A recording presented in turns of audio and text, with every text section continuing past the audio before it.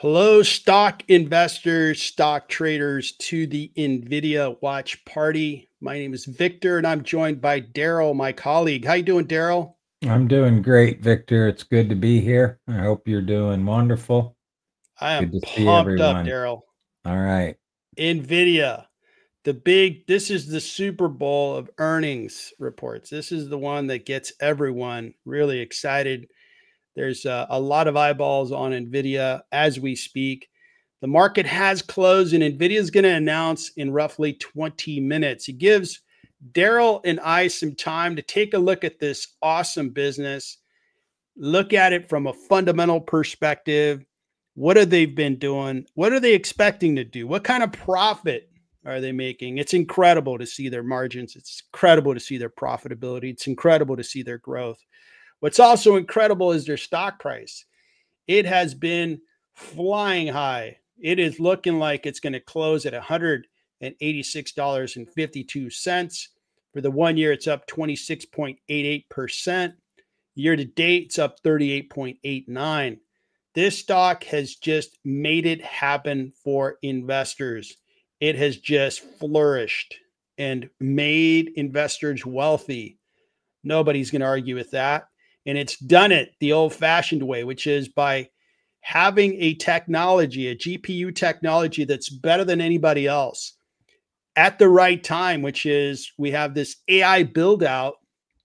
And those that want to have the best large language models, companies like OpenAI, Google with Gemini, Anthropic, and others that want to have the best large language models. They want to have the best AI play possible. They want that high performance computing that NVIDIA has to offer.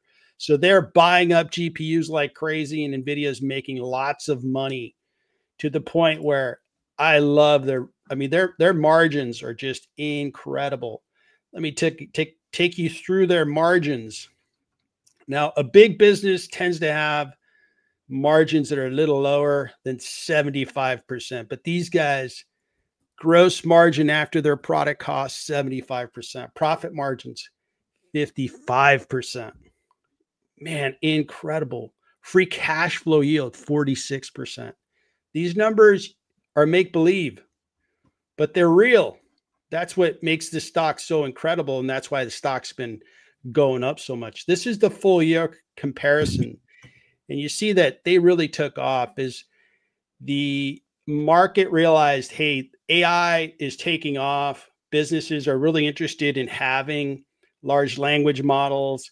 They're interested in building an AI ecosystem, an AI economy, and everybody started to buy this infrastructure. NVIDIA's revenues have pretty much gone from 16.6 billion up to 130 billion for the full year.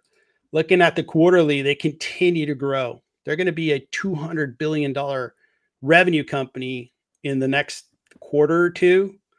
And then after that, they're going to keep rising. So these guys, they got to their position by having such great technology. And looking at their forecast, their year ends January 26th. So we are in the year that's going to end in one more quarter. They're reporting the quarter that ended, I imagine, at the beginning or at the end of October. So they're reporting it now. And for this year, they're going to grow at 61. Next year, they're growing at 37, and then coming down to 24. And then eventually, when everybody buys all the GPUs they need, they're going to grow at 4%. And their profits are going to go up substantially. So they're going to be making profit levels that are going to bring down their PE ratio down to the 20s. Investors want to see that because you can't have an elevated PE forever. So these guys, their PE ratio is going to come down. And I think that's why investors are buying up NVIDIA. They see that PE ratio getting to the 20s. They want to have a good position in this stock. Your thoughts initially on NVIDIA, and I'll give you the screen, sir. Well, there's a couple of pieces of data that I've collected. One is the implied move. So the implied move based on the options that expire this Friday, the implied move is 7.6%. which is about plus or minus 12 to $14 or so. They do have a short interest of only 0.98%, so that's not anything. That might just be Michael Burry. Yeah, exactly. Nothing to worry about. I do have some holdings where this is quite a bit higher, so I like to keep a eye on the short interest going into earnings. Nvidia is pretty negligible. I also want to keep an eye on their gross margins. So you can see the gross margins from Q3 of 2024 up to Q2 of 2025, and how they decreased down to 60 and then picked back up to 72. Jensen had said he wanted to get back to the mid 70s at some point. We'll see if he's able to achieve that.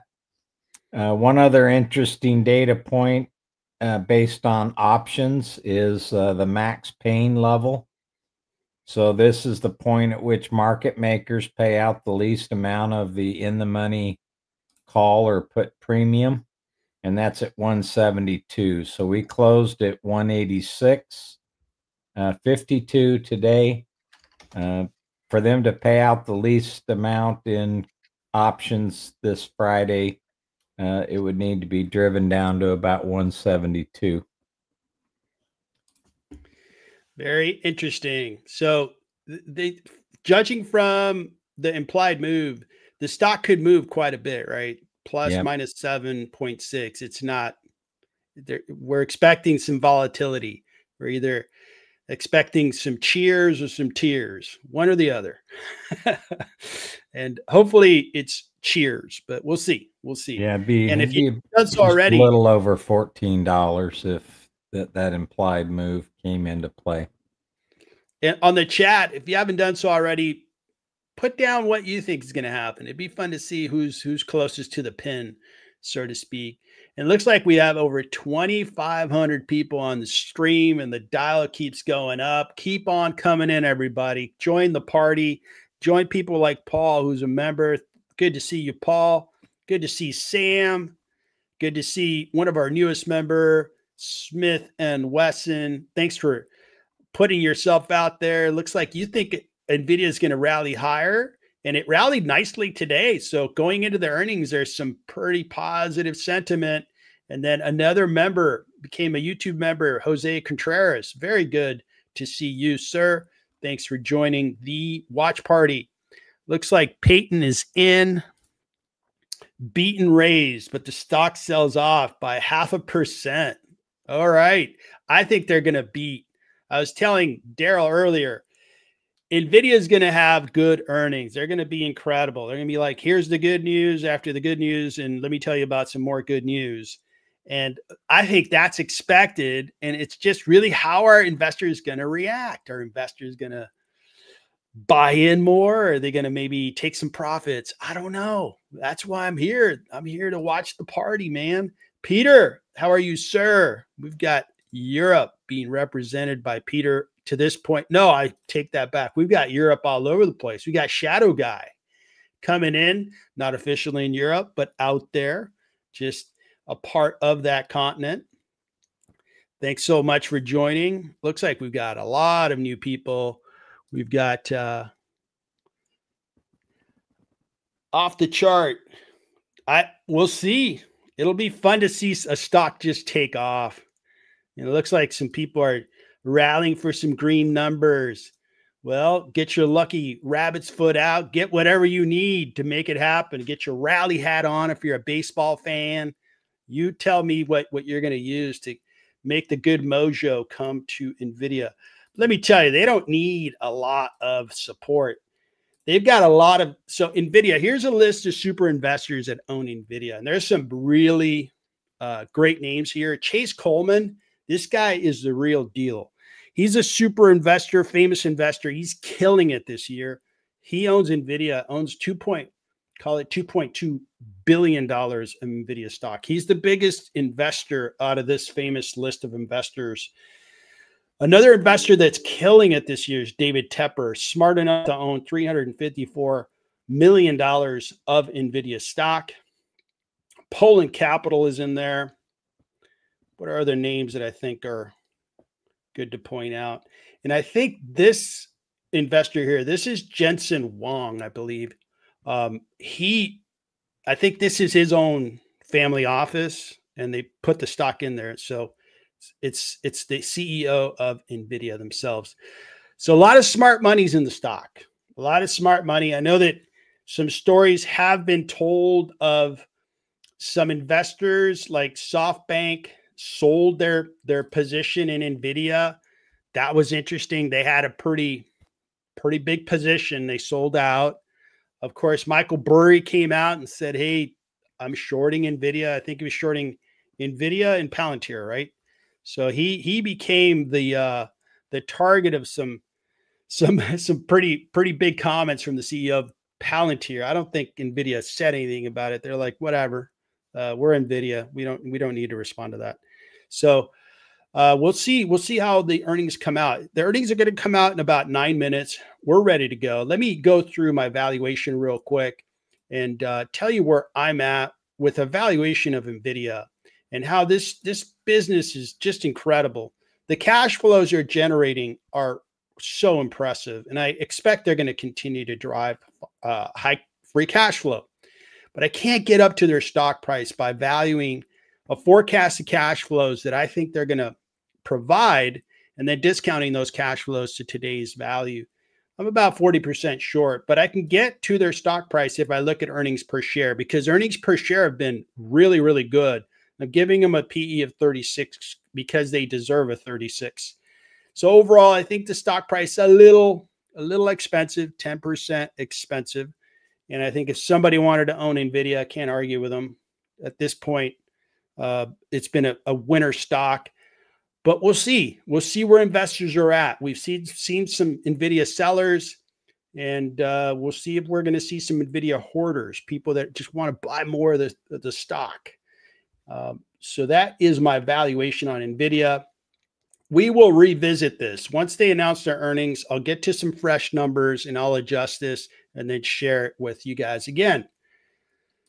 Nvidia, of course, is part of the semiconductor space, and they went up today, 2.99%. Of course, Broadcom in a way is kind of participating with Nvidia in that data center, and they have flourished as well. Intel's picked up a bid. AMD sold off. Interesting. Some stocks that did sell off today. Microsoft sold off pretty hard. Meta and some red on consumer staples because it was risk on. Utilities, energy sold off. Oil prices were down. Health insurance payers sold off. It was mixed around pharmaceuticals. The aerospace companies that serve power generation into that data center, they did all right, like GE. They have to provide the turbines that are going to go into these data centers. So they did okay today. All right. So as we all know, Nvidia is the most valuable company on the stock market, now at 4.54 trillion. They are being followed by Apple, Microsoft, Apple, Amazon. So those are the big giant companies. And Nvidia is making it happen year to date. Great performance. So nicely done there. All right. So did you have anything else to share before we hear these earnings over from Nvidia?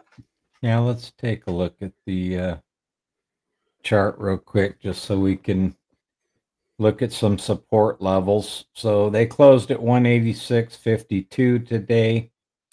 I have this first support level basically at around 180.87.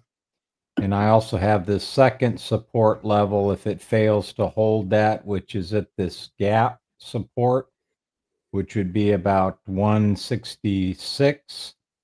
And then you heard me say that Max Payne on the options market that expiring this Friday, that would be about 172. So that almost sits in between these two support levels.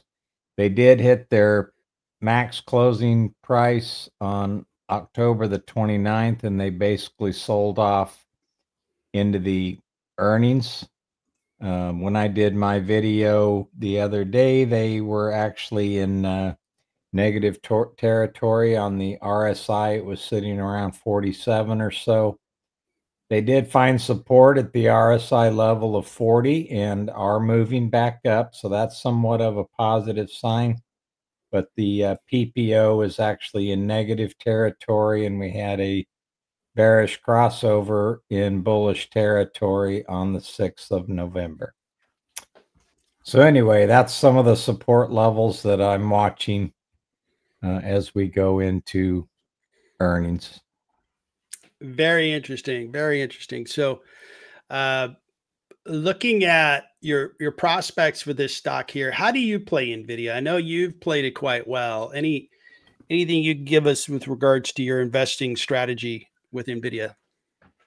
Well, let me show you how I played it in the past. I basically entered into it in December of 2023, and that was on a long consolidation breakout. So I picked up some shares in December of that year and rode that up. We got into another consolidation period. When it finally broke out above that, I was adding in here. Then it broke out above and it found another consolidation period. And whether I draw this purple shaded box there or pull it all the way back to here, because this was really a consolidation range, and it stayed there through most of 2025 out to July, and it started in June of 2024, so almost a year. You had to be patient, and there was a big sell-off, as we all know, in April. But then once again, it had another breakout. So I love buying these breakouts on companies like this. Nvidia is pulling back down into the same Plotting there, Daryl. Nicely done, sir. Nicely done. Keep going. So anyway, I only own about 80 shares right now. I did have 100 up until last week. I did trim 20% going into the earnings because they were showing a little bit of weakness. I'll know here in not too many more minutes whether that was a good thing or a idiot thing to do. Well, we'll see. We'll see. Looks like Bo is back. Bo, let's take a look here. Do I think Nvidia is going to be like Cisco? Potentially. And let's take a look at what this question is bringing up. Are you done, Daryl, or did you Yes, need I a am. minute? Yes, I All am. right, perfect. So the question stems around, and maybe as I set this up, the question is going to be, NVIDIA's making these deals where they're investing in a company and then that company's buying GPUs and that kind of action, right? And that could be kind of like the ingredients that remind us of Cisco. Cisco being the company that provided the best networking equipment during the dot-com build out. Now, the dot-com build out, I'm here to tell you, I'm streaming with Daryl worldwide on the internet. It worked. It was real. It provided real businesses and so forth. But this business, this stock got overheated. It really just launched itself and then it collapsed. Meanwhile, the company continued to grow their revenues year after year, even after this collapse, right? The stock collapsing, geez, like 75, 80% of its value. Even though it was collapsing from a stock price, the company continued to grow their top line revenue, their profits, cash flow, everything. But the market was like, it's just too expensive. It began to sell. Investors got hurt and they didn't want anything to do with the stock. Now, after that, the stock did work. If you bought the stock later on, yeah, the stock worked and the business continues to be a very good business. Cisco continues to be the leader of networking. It's now a big, big business. So most definitely that's the case. Now, when we look at Nvidia, I'm not saying that, history is going to repeat itself, but it does have this kind of chart and we haven't seen the backside of this. Will it go up and kind of continue to rise, gradually? Will it go up and come down and have volatility? It has shown some volatility in the past. So we will see. It could be, Bo, it could be that we see something similar to Cisco. It may rhyme with what's happened to Cisco, but we need a couple of years to go because this is not going to happen overnight. It's going to happen over a period of time. Thanks for asking about that. Have earnings dropped? Have you seen earnings drop? I've got my alerts set. I haven't seen them yet. So we've got, this is the Roadshow. You're welcome, Bo. Good to see you. You're a regular now. It's great to have you on the streams, man. So this is going to be the webcast that they're going to announce. So okay, they did release according to Yahoo. All right, let's get our hands on those earnings.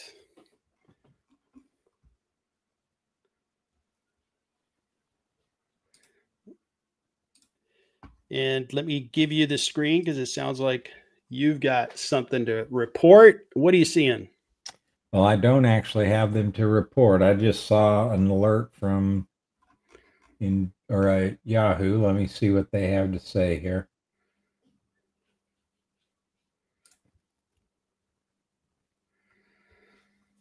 Yeah, and they don't have it on their main screen yet.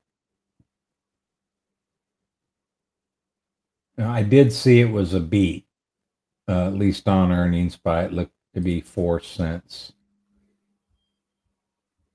So the price is rising according to Mike. Good to see you, Mike. So I am not seeing it available on their website just yet, but I'm sure it'll be there any second.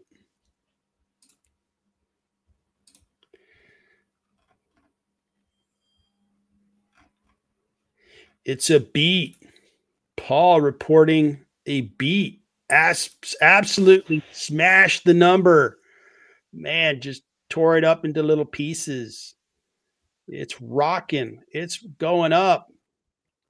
Okay, so yeah. So stock analysis may have it. Thank you for that tip. Let's take a look. All right. So you still are sharing me, by the way. Do you have numbers in front of you there? I do have numbers in front of me. So they beat on EPS by 4 cents, revenue they beat by 1.91 billion. Data center revenue is up 25%, 66% from a year ago, 25% from last quarter. Gross margins are expected to be 74.8, and it was 72.42% last time. So he is keeping his promise about getting those back into the mid-range of the 70s. So that is really good. Let's see, that they're expected to be. This is still wishful thinking here. I don't actually see the actual margins here. We can pull open their press release. Gross margin was 73.4, so that is good. Very good. Yep.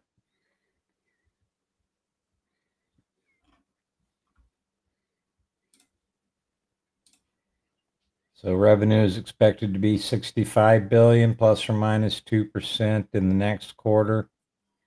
We already talked about the margins.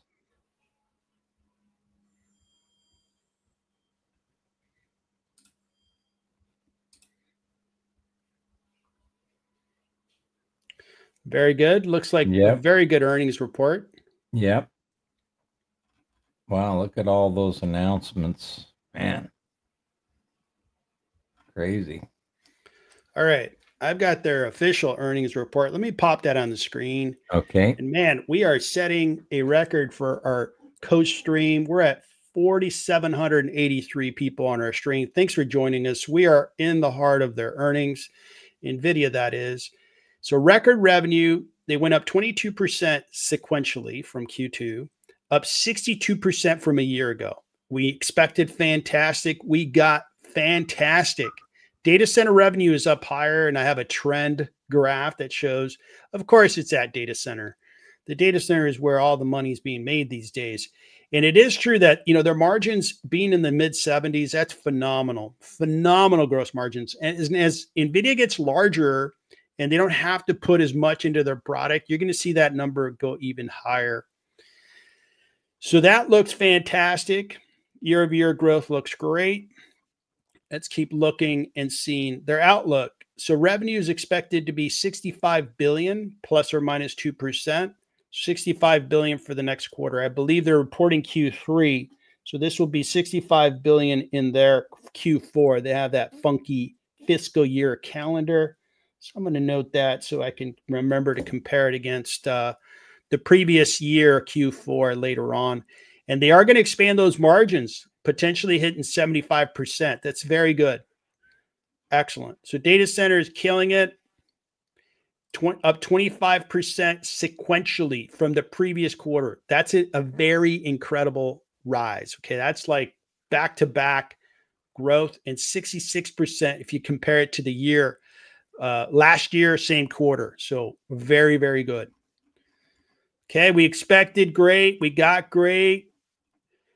Revenue looks good. Net income looks very good for the quarter. Year to date, $77 billion of profit. Earnings per share looks good. They're loading up this balance sheet with cash. They could start buying islands and all kinds of stuff with this money. They could also acquire other businesses. What do you think? Do you think they'd be an acquisitive company? AMD. Buy AMD. There you go. They could buy Intel, and that's pretty affordable these days. They could buy the energy sector and the utility sector. Exactly. Cash flow. Cash flow is 23.75 from operations in the quarter. And how much did they put back in CapEx? So a little bit, 1.6 billion. So about 22 billion of free cash in the quarter. Very good. That's in line with my forecast. And I think they're going to continue to grow it. If we compare the 23.7 versus last year, they grew free cash flow by about 6 billion, and dividing 6 billion by 17.6, we are roughly at a 36 to 38% growth rate, which is excellent. They're growing cash flow faster than, actually not as fast as revenue, but it's still very, very good. So that looks great. Looks awesome. Good job, Nvidia. Earnings were expected to be great. They came in great. What's the stock doing? What is the stock doing? Is it flourishing? It's plus 2.4. I guess the market's waiting for the CEO to have his conference call, and then we're probably going to see some more price action coming out of that earnings discussion with analysts. I wonder what analysts are going to ask. Now, there is one area that I wanted to weigh in on and get your opinion on. Much of NVIDIA's news stories over the last couple of months have been where NVIDIA will invest in a company, and then that company turns around and buys NVIDIA product. That's a little bit of kind of artificial kind of deal making. It's not natural demand where, hey, your product's just in demand and customers are buying it with no strings attached. Your feeling on, does that make you feel a little gun shy about NVIDIA, or is it like, whatever, it's no big deal? I don't think it's no big deal. I think it's something we should continue to watch. And I have a feeling that at least one analyst is going to be asking questions along those lines during the call, would be my guess.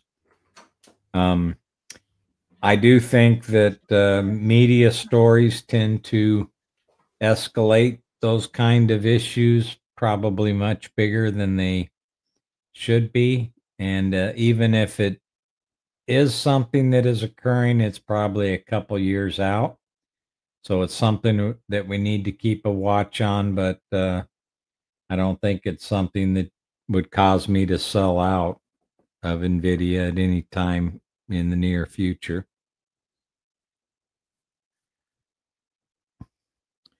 It does look like the price is continuing to climb in the after hours.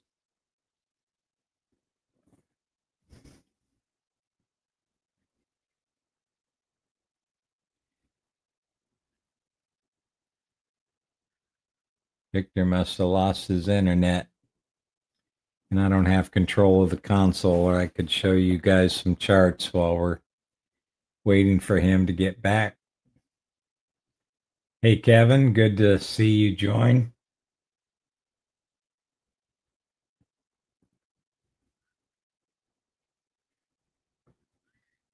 Just waiting for Victor to get back on the call. Looks like he may have lost his internet or lost his connection somehow. It does continue to increase in price in the after hours. They're up to 192. At the moment, I have 5-minute bars set, and since the announcement, the last 3 bars has shown some increasing prices. So that's really, really good news. They did have a high of 207.04 on October the 29th. So that'll be their target to see if they can break out above that.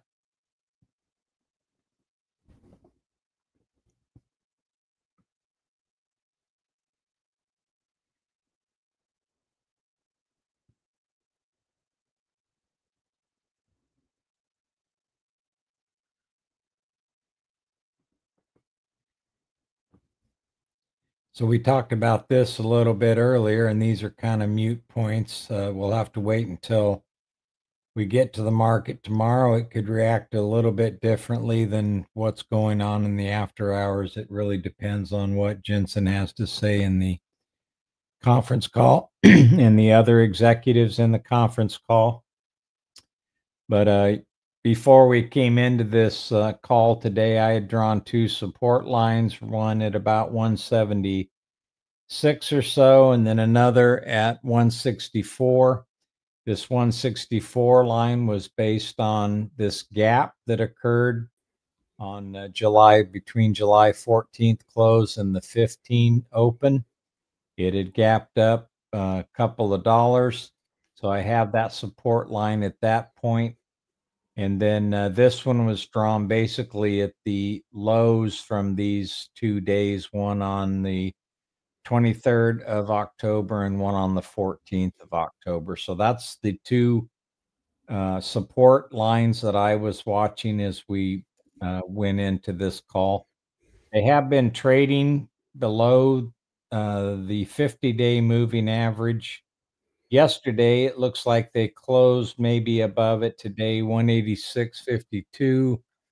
In the 50 days, 186.37. So they did close back above that 50-day. I also have a 21-day EMA on here, and you can notice that it had curled over and was trailing downward. And they have been trading below that 21-day moving average since about the maybe about the today's the 19th, 18th, 17th. This would have been the 14th. This would have been the 13th. So after the 13th, they started trading below that 21-day moving average. It looks like Victor's back with us. Yep. Can you hear me okay?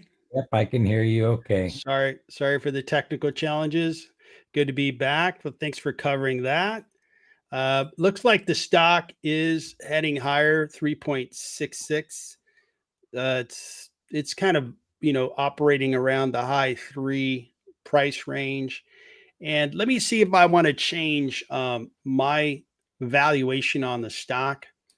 Let's take a look at my valuation again. So now I took the trailing 12 months free cash flow on Nvidia, and the trailing 12 months was 72 billion. Let me update this because that note is incorrect. And they did come in with really good free cash flow. I'm expecting they're going to grow that cash flow by 25% going forward. I'm looking forward from this point. I'm not in the rearview mirror thinking, oh, they're going to grow at 100%. Nope. And then years 3 and 4, I think as we look at their forecast 2 years from now, they're supposed to kind of hit a wall on growth, 4%. When that happens, I'm not expecting a whole lot of growth there. So we'll just put a 5% in there just to park a 5% growth. And then long-term growth, 4%. This is assuming they can hold these cash flows, which is another conversation, because if we have a business that builds or that sells into a data center build out for AI, will they be able to hold these revenues for the next 10 years? That's an interesting conversation. Will businesses have to continue to buy GPUs to make the AI infrastructure bigger and bigger and bigger? If we just need to build it once and the demand goes down, is that going to put pressure on Nvidia? That remains to be seen. My forecast is that they're going to be able to hold these cash flows. That may be overly optimistic, but that's my forecast. Even when I do that, I can't get to the stock price that they're trading on, because the present value of all these cash flows, as incredible as they are, is 2.9 trillion. I'm going to add cash, take away debt, and I get to an equity value of about 3 trillion. That's as high as I can get to when I do a net present value of the existing cash forecast for this company. So obviously that's lower than the 4.5 trillion they're trading at. So we can't get there with free cash flows. This is the principal method that a lot of investors use, famous investors, Warren Buffett, even our friends like the top investors that we see out there. They use free cash flows and taking the net present value. Now, earnings per share is a different matter. 33% discount. If you just value Nvidia using future earnings, I'm using a PE ratio of 36. They deserve a 36. And I'm going to grow their profit 15% from this point. And this point being, again, we're looking forward into 2026, 27. So I would call this fairly priced. You can buy into it if you feel like, hey, they're just going to continue to be really important. Investors into Apple, when Apple stopped growing, they did quite all right. For like 5 years, they did better than all right. They did great. So is Nvidia going to get into a mode similar to Apple's, where it becomes such an important company, just continues to drive profit, cash, buys back shares, acquires a couple businesses along the way, makes themselves more valuable? That is what you have in store. That's the next chapter of Nvidia. They've grown really fast. They're going to grow a little bit more. And how can they sustain their value? That's going to be the next chapter. They can do it. They can definitely do it. They could look over at the Apple example and maybe replicate some of the things they did.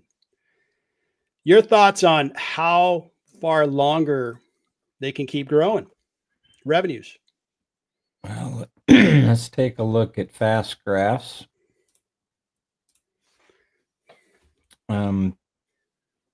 They still, for 26, so we only basically have one more quarter, but they're expecting 52% growth, 49% the following year, and 24% the next year. So they are continuing to grow their earnings. Fast Graphs calculates their fair value to be 55.02 times. Over this 13-year period that we're looking at, they have grown their operating earnings growth rate at 55.02. And the market normally applies a multiple of 42.24, which is this blue line. So unlike a lot of other companies, they are trading below fair value right now, according to Fast Graphs. So just to give you an idea, if I pull up Palantir here,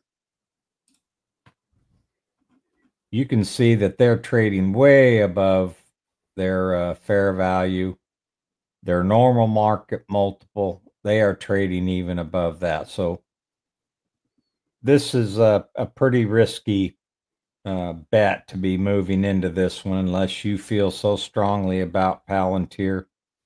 But all they have to do is pull back to fair value, and there's a opportunity for a lot of lost money there. But if we go back to Nvidia, I think they're still, let me take my transactions off of there. I mean, they're still in really good shape, even from today. If they continue to trade at their market multiple by the end of next year, we're still looking at a 57.3% total rate of return for the next year. That would be great. Yep. Yep. Incredible. So looking at where the stock's trading as we speak, they're up 3.5. So it looks good. That looks pretty incredible. They have very good earnings. I wonder what time was their earnings call going to be?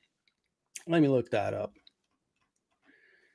And you can continue talking. I'm going to look up what time their actual earnings call is going to be. Okay, I think Bo had a question for me about how I feel about selling my Nvidia. Mm-hmm. So I did have 100 shares going into earnings, and I trimmed them at 183.79 on this date, 7th of November. The reason I did that is I have a very pretty strict process that I follow, and I use chandelier exits to set my stop price, my exit price for me. And this top chandelier, which is a little bit hard to see, it's kind of behind the 20-day moving average at the moment. But as it moves higher and higher, I set this orange line at the high water mark. And then I multiply the average true range by 5 in this case, and that's my next exit level. And here's my final exit level, where if it breaks that, I'm completely out of the stock. But I will trim if it hits this first stop, and it did. So I can't feel necessarily bad or sad that I did that, because this is exactly what I want my process to do.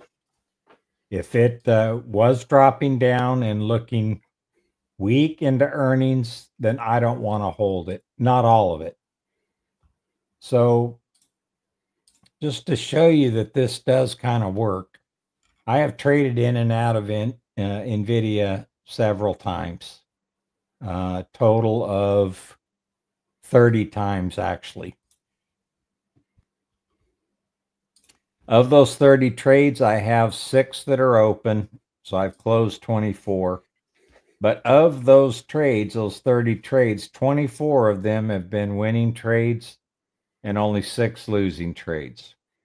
So in those 6 losing trades, I've lost a total of $658. So basically $100 per trade.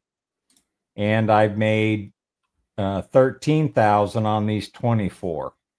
So if you divide that by that, you get a gain-loss ratio of 5.1 to 1. And that's what I want to do. I want to keep my gains much bigger than my losses. So I tend to trim early, get out if it looks like it's going to get weak, and then I'll find a place to get back in and add to my shares. So all of this gives me a win rate of 80%. So that's why I follow that process, and I don't feel bad for selling the 20 shares. Nicely done. Good job. All right, perfect. So let me show, there's some of their trends. Nvidia most definitely is a data center infrastructure company. This is where the big growth has happened, just quarter after quarter. Their legacy business is gaming. This is where the whole thing began, whether they wanted to accelerate graphics for gamers that were doing PC games. That business continues to kind of not grow. It's growing, but not by the amounts that the data center is growing. They have an automotive business, but it's tiny compared to data center. So this is where it's at. It's a data center company. If data centers continue to need this high performance computing, Nvidia is going to be the principal company that drives all that growth. It looks like the stock is heading higher. The earnings call will be at 5 p.m. Eastern, and it's going to start in about 15 minutes. So we are to a point where we've valued Nvidia. I think they value fairly, according to my analysis. According to was it Fast Graphs? Fast Graphs does have the stock as being trading under its value. It's a stock that it's what story do you want to form? Big picture, and then you set your course on investing with Nvidia. There is disagreement among analysts. I mean, the disagreement's pretty broad.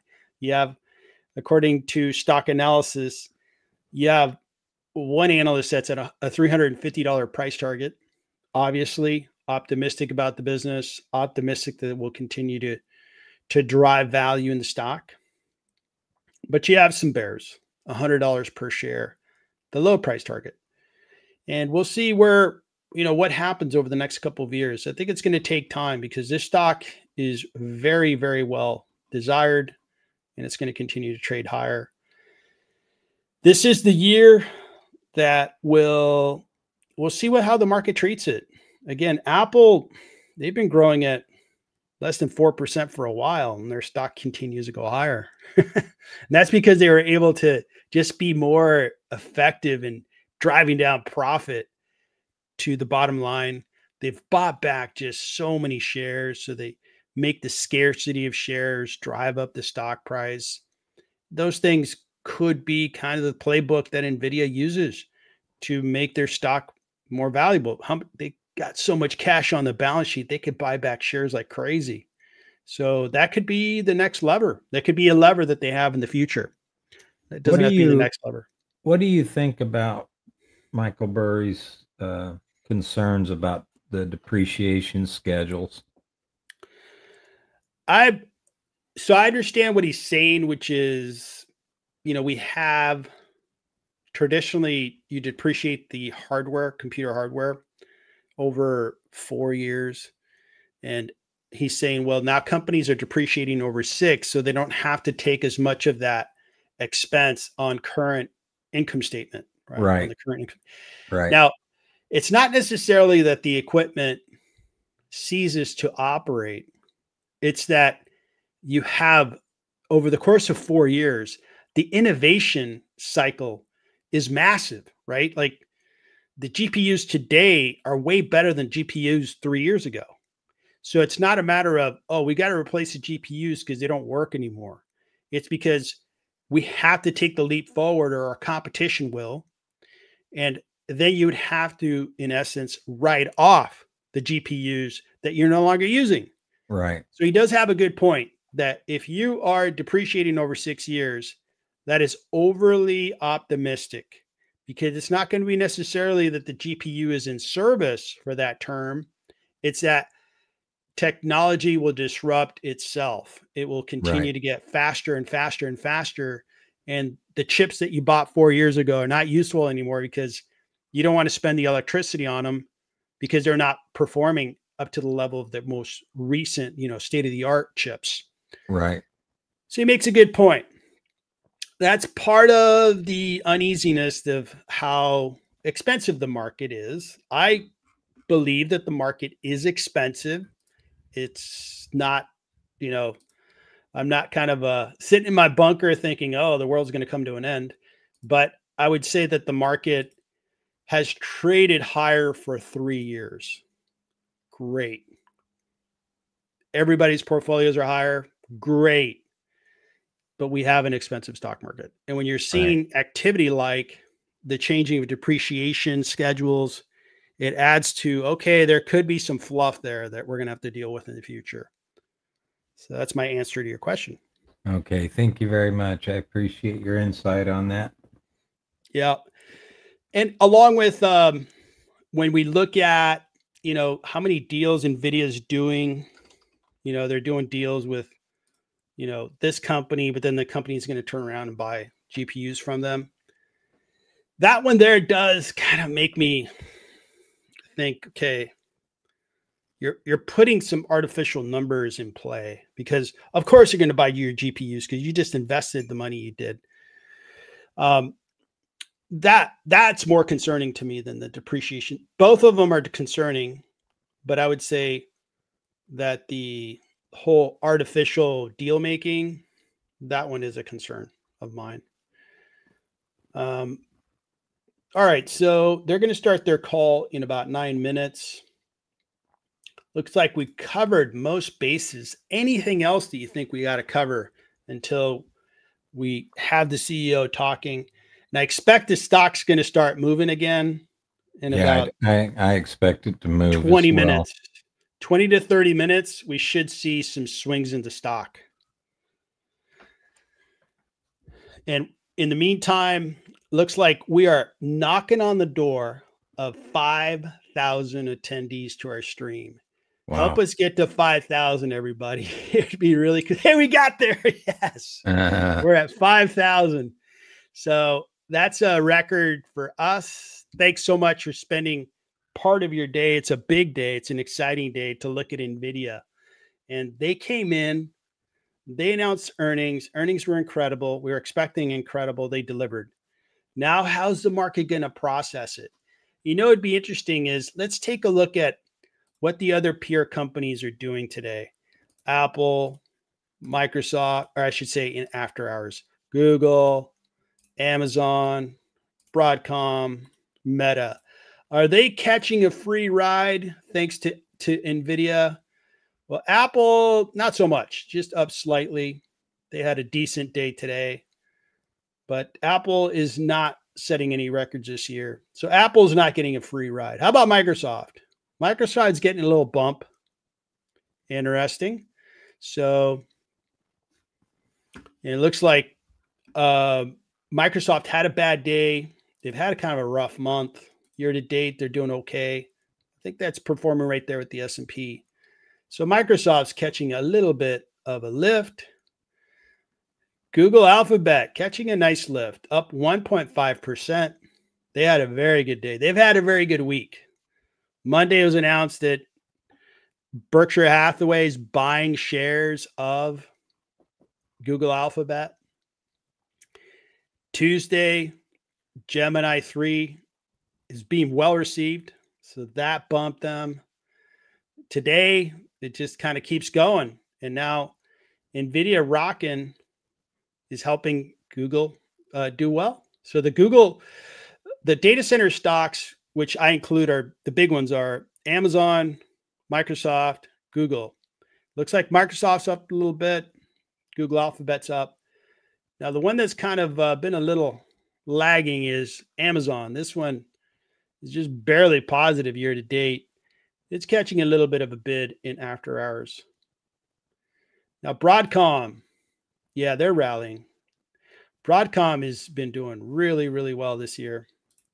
They're up 52.87, and it looks like in after hours they're catching a rally. They're going to announce December 11th, so we're about a month away. Yeah, actually about 3.5 weeks away from their earnings. We'll see what they report.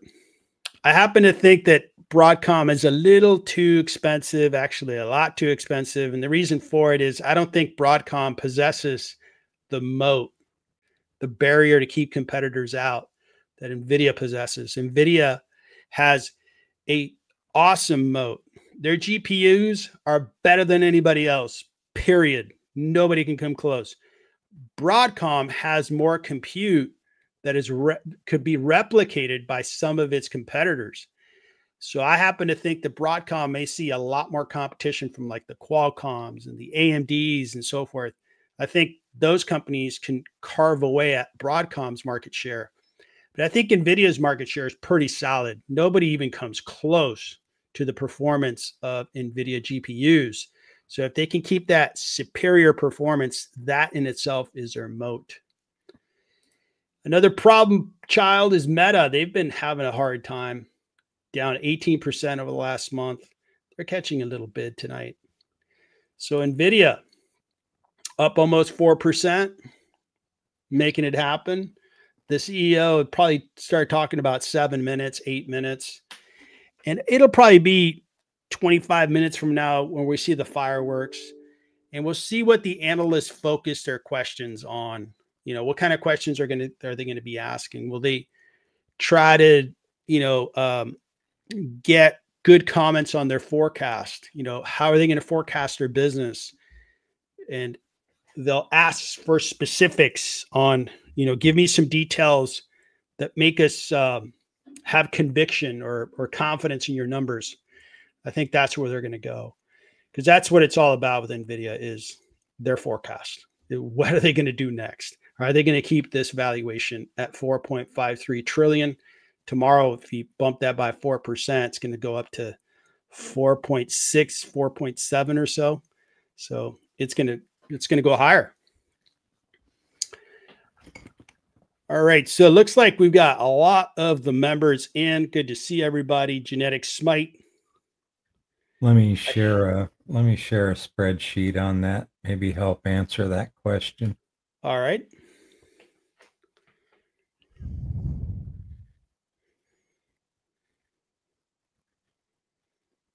So I keep a spreadsheet for all the holdings that I have for every single quarter. And I look at their relative strength going in, the date they're going to report, their estimate, whether it was a beat or a miss, the initial reaction, and I put the implied move in here. The one thing you will notice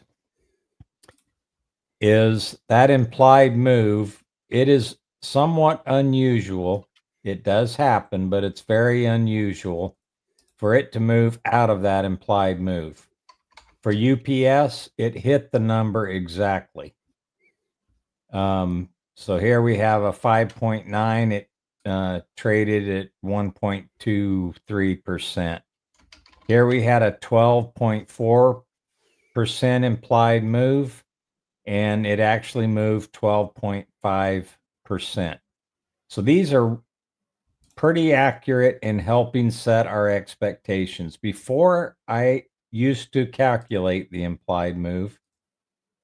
When somebody would ask me, what do you think UPS is going to do after earnings?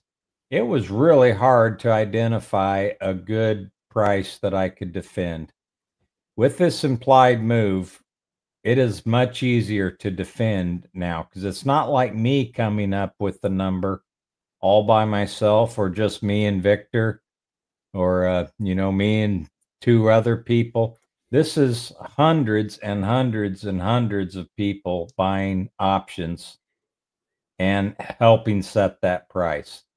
So it's a big mindset, a collective mindset of people setting their expectations for what they believe a company's going to do at earnings time. So that's why I calculate it, and why I think it's so important, because it really does help. Here's one at 12.1. It actually moved 14.1, but it's pretty rare.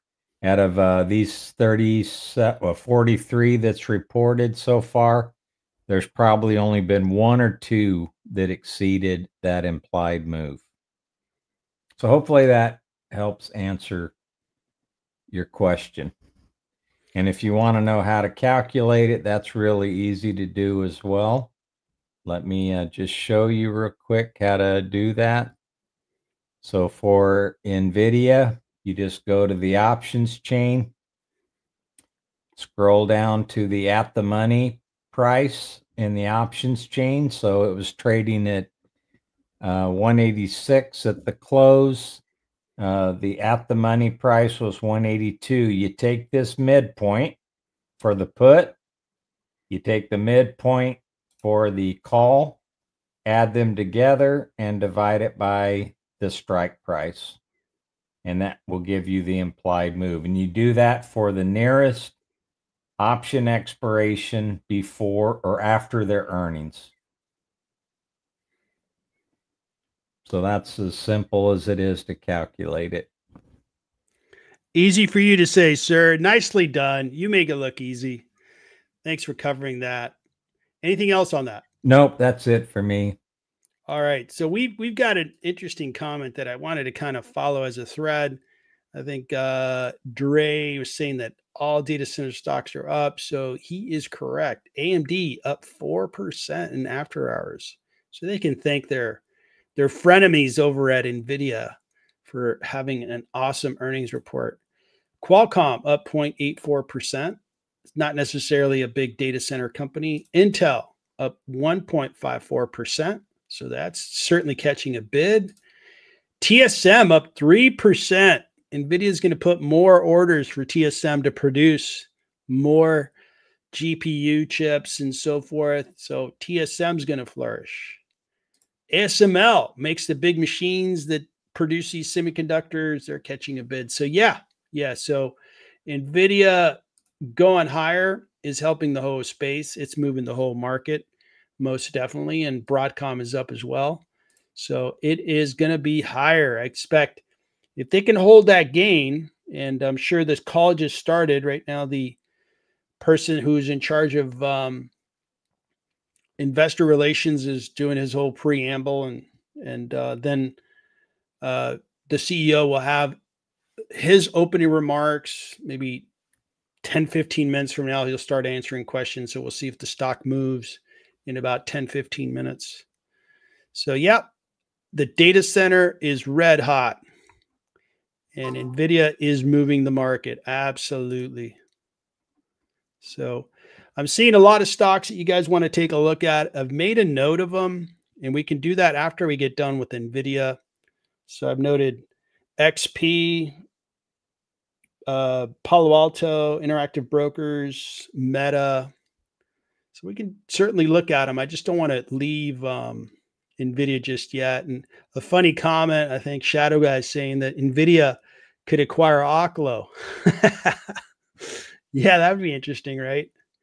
That would be very interesting. Not in their industry, but I guess related to the data center.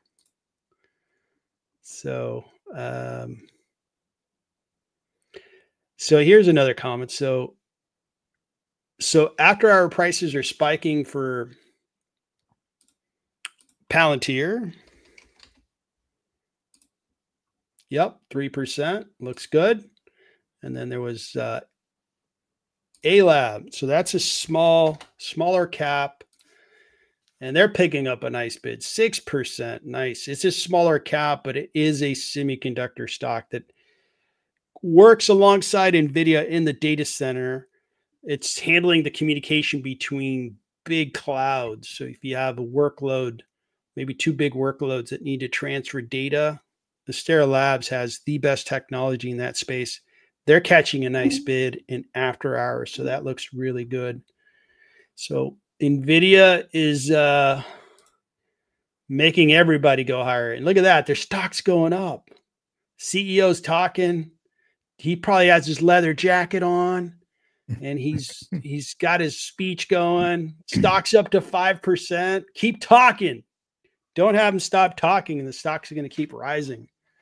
Incredible.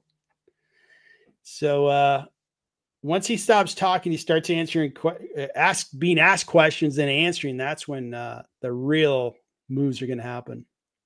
We'll go a few more minutes and see what happens. So one thing I like about their CEO, I think on his LinkedIn profile page, it shows that his first job, I think he was a busboy at a Denny's, and he's kept it on his profile. That's pretty cool. I think it shows a little bit of humility. Yeah. Now he's worth, billions, but that's cool. It's good to know that. Smart guy. All right. So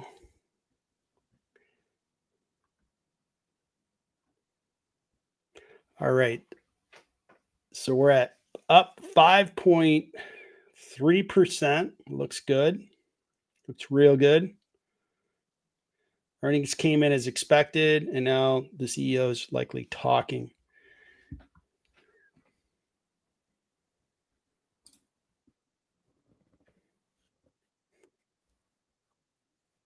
Can you hear that?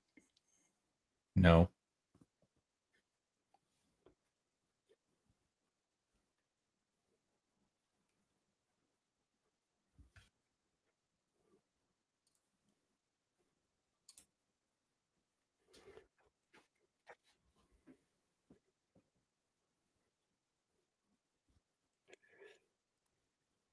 Did you share only that window?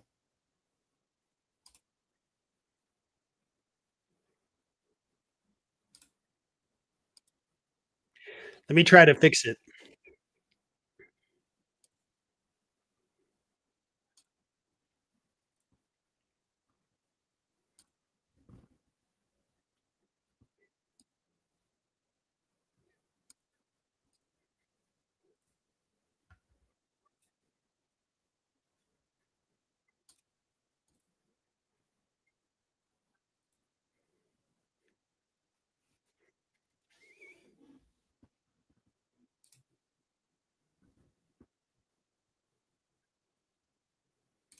Tasks.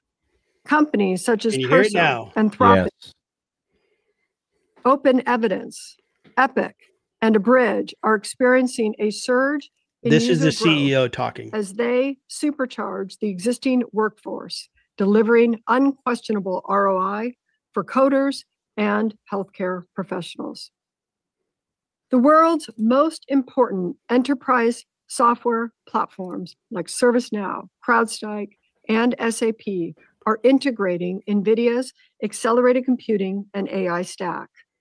Our new partner, Palantir, is supercharging the incredibly popular ontology platform with NVIDIA CUDA-X libraries and AI models for the first time. Previously, like most enterprise software platforms, ontology runs only on CPUs. Lowe's is leveraging the platform to build supply chain agility, reducing costs and improving customer satisfaction. Enterprises broadly are leveraging AI to boost productivity, increase efficiency, and reduce cost.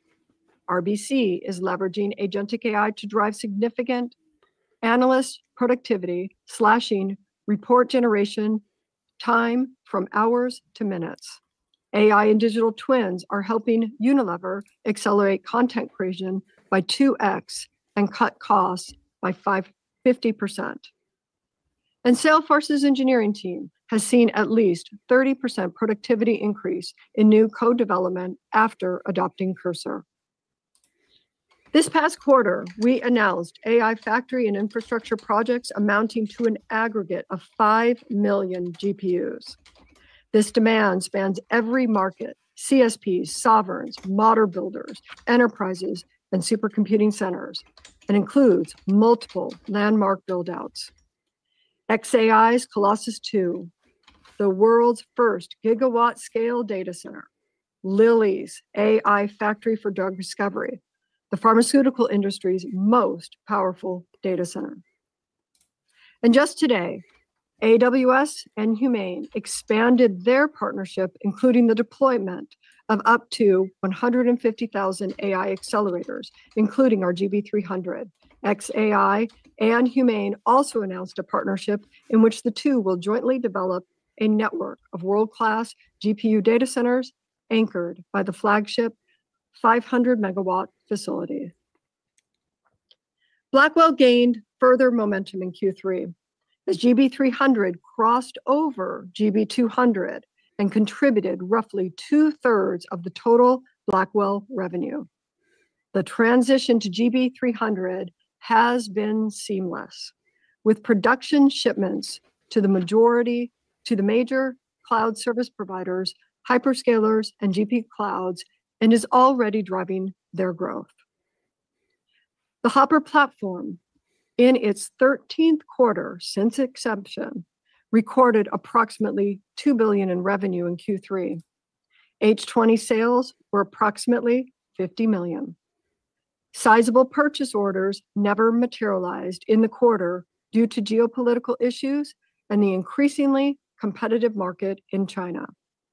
While we were disappointed in the current state that prevents us from shipping more competitive data center compute products to China, we are committed to continued engagement with the US and China governments, and will continue to advocate for America's ability to compete around the world.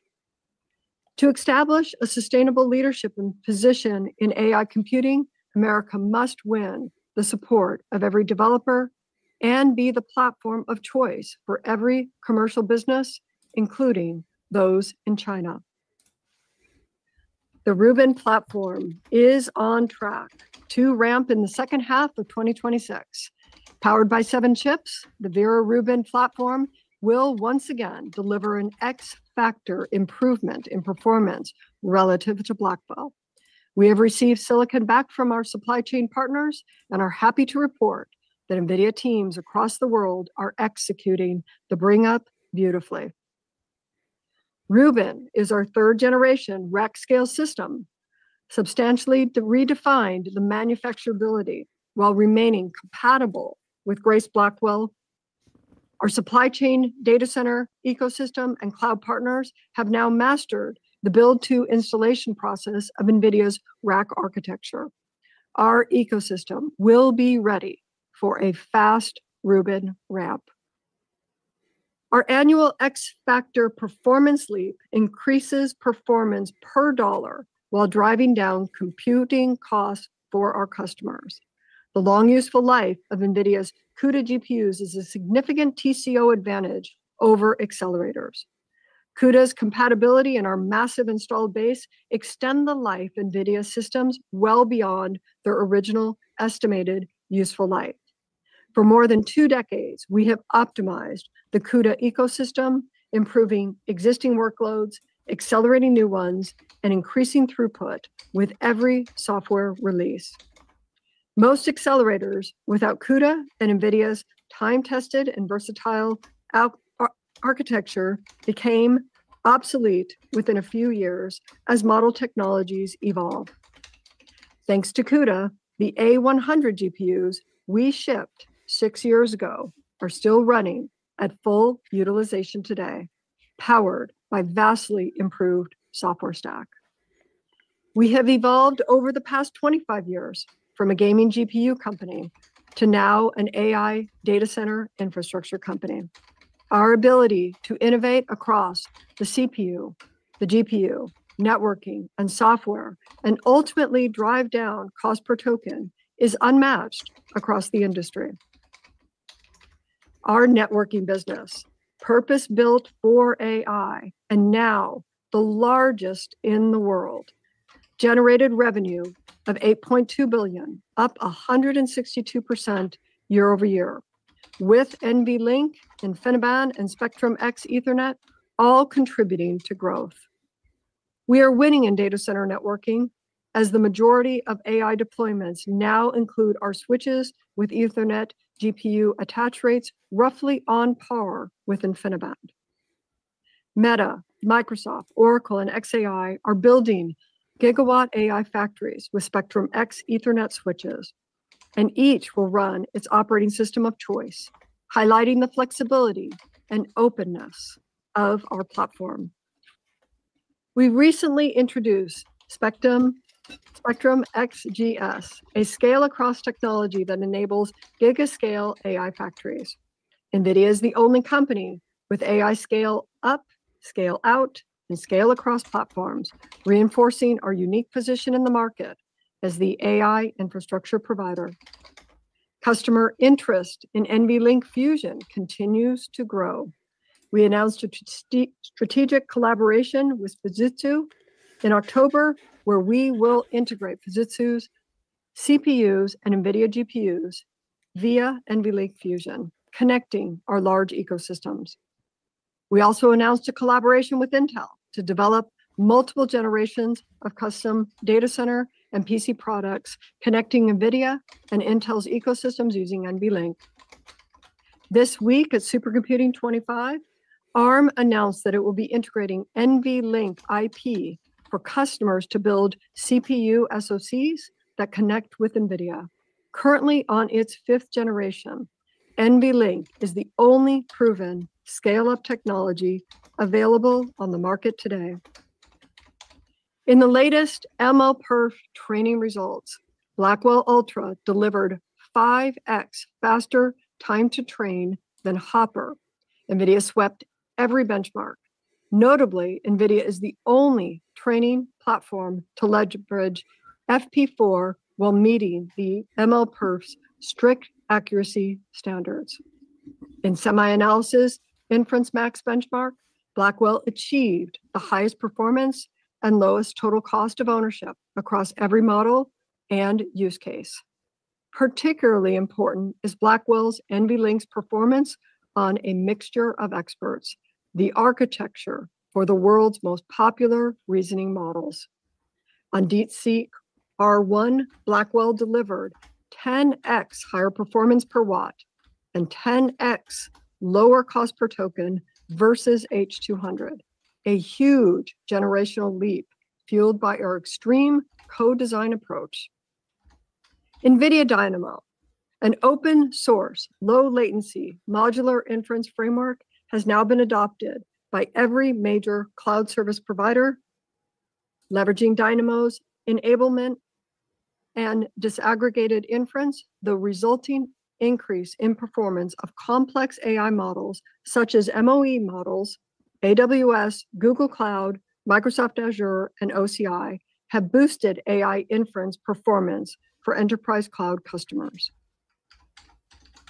We are working on a strategic partnership with OpenAI, focused on helping them build and deploy at least 10 gigawatts of AI data centers. In addition, we have the opportunity to invest in the company. We serve OpenAI through their cloud partners, Microsoft Azure, OCI, and CoreWeave. We will continue to do so for the foreseeable future. As they continue to scale, we are delighted to support the company to add self-build infrastructure, and we are working toward a definitive agreement and are excited to support OpenAI's growth. Yesterday, we celebrated an announcement with Anthropic. For the first time, Anthropic is adopting NVIDIA, and we are establishing a deep technology partnership to support Anthropic's fast growth. We will collaborate to optimize Anthropic models for CUDA and deliver the best possible performance, efficiency, and TCO. We will also optimize future NVIDIA architectures for Anthropic workloads. Anthropic's compute commitment is initially including up to 1 gigawatt of compute capacity with Grace Blackwell and Vera Rubin systems. Our strategic investments in Anthropic, Mistral, OpenAI, Reflection, Thinking Machines, and other represent partnerships that grow the NVIDIA CUDA AI ecosystem and enable every model to run optimally on NVIDIA's everywhere. We will continue to invest strategically while preserving our disciplined approach to cash flow management. Physical AI is already a multi-billion-dollar business addressing a multi-trillion-dollar opportunity and the next leg of growth for NVIDIA. Leading US manufacturers and robotics innovators are leveraging NVIDIA's 3-computer architecture to train on NVIDIA, test on Omniverse computer, and deploy real-world AI on Jetson robotic computers. PTC and Siemens introduced new services that bring Omniverse-powered digital twin workflows to their extensive installed base of customers. Companies including Belden, Caterpillar, Foxconn, Lucid Motors, Toyota, TSMC, and Wistron are building Omniverse digital twin factories to accelerate AI-driven manufacturing and automation. Agility Robotics, Amazon Robotics, Figure, and Skilled at AI are building our platform, tapping offerings such as NVIDIA Cosmos World Foundation models for development, Omniverse for simulation and validation, and Jetson to power next-generation intelligent robots. We remain focused on building resiliency and redundancy in our global supply chain. Last month, in partnership with TSMC, we celebrated the first Blackwell wafer produced on U.S. soil. We will continue to work with Foxconn, Wistron, Amkor, Spill, and others to grow our presence in the U.S. over the next 4 years. Gaming revenue was $4.3 billion, up 30% year on year, driven by strong demand as Blackwell momentum continued. End market sell-through remains robust, and channel inventories are at normal levels heading into the holiday season. Steam recently broke its concurrent user record with 42 million gamers, while thousands of fans packed the GeForce Gamer Festival in South Korea to celebrate 25 years of GeForce. Nvidia Pro Visualization has evolved into computers for engineers and developers, whether for graphics or for AI. Professional visualization revenue was $760 million, up 56% year over year, was another record. Growth was driven by DGX Spark, the world's smallest AI supercomputer, built on a small configuration of Grace Blackwell. Automotive revenue was $592 million, up 32% year over year, primarily driven by self-driving solutions. We are partnering with Uber to scale the world's largest Level 4 ready autonomous fleet, built on the new Nvidia Hyperion L4 robotaxi reference architecture. Moving to the rest of the P&L, GAAP gross margins were 73.4%, and non-GAAP gross margins was 73.6%, exceeding our outlook. Gross margins increased sequentially due to our data center mix, improved cycle time, and cost structure. GAAP operating expenses were up 8% sequentially and up 11% on non-GAAP basis. The growth was driven by infrastructure compute, as well as higher compensation and benefits and engineering development costs. Non-GAAP effective tax rate for the third quarter was just over 17%, higher than our guidance of 16.5% due to the strong U.S. revenue. On our balance sheet, inventory grew 32% quarter over quarter, while supply commitments increased 63% sequentially. We are preparing for significant growth ahead and feel good about our ability to execute against our opportunity set. Okay, let me turn to the outlook for the fourth quarter. Total revenue is expected to be $65 billion, plus or minus 2%. At the midpoint, our outlook implies 14% sequential growth, driven by continued momentum in the Blackwell architecture. Consistent with last quarter, we are not assuming any data center compute revenue from China. GAAP and non-GAAP gross margins are expected to be 74.8% and 75%, respectively, plus or minus 50 basis points.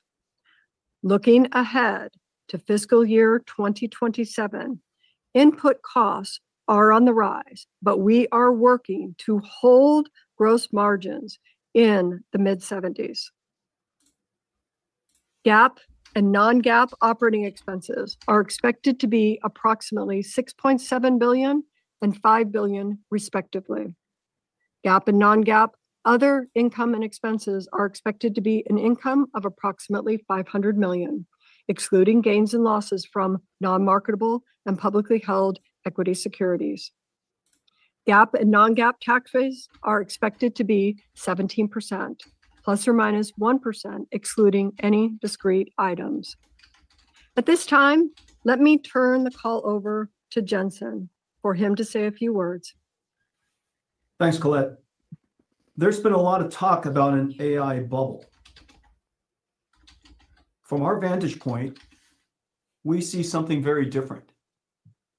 As a reminder, Nvidia is unlike any other accelerator.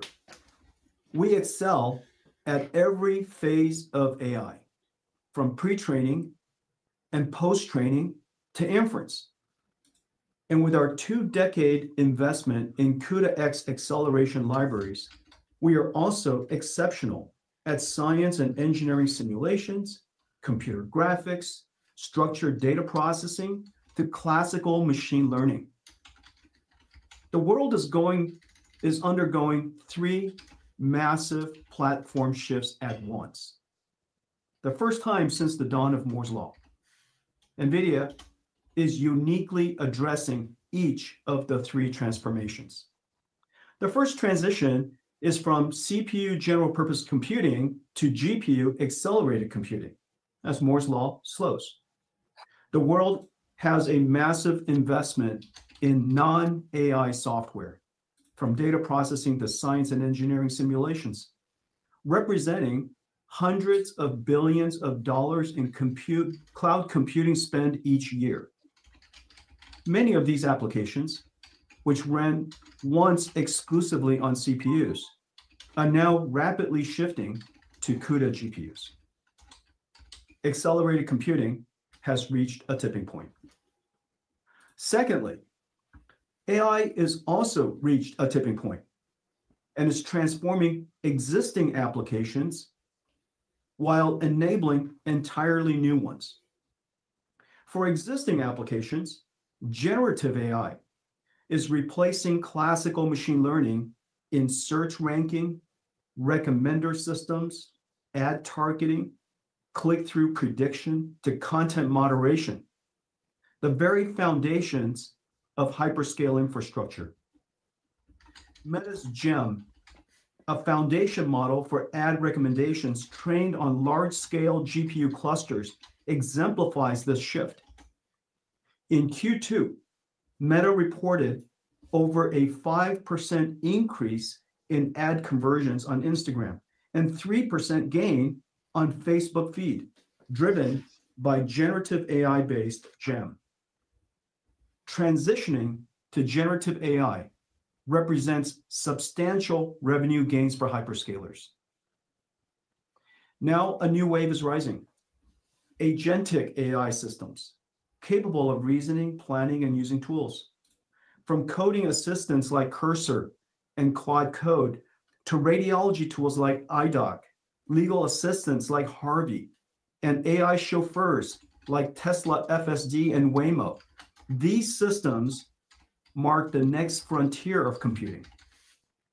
The fastest growing companies in the world today, OpenAI, Anthropic, xAI, Google, Cursor, Lovable, Replit, Cognition AI, OpenEvidence, Abridged, Tesla, are pioneering agentic AI.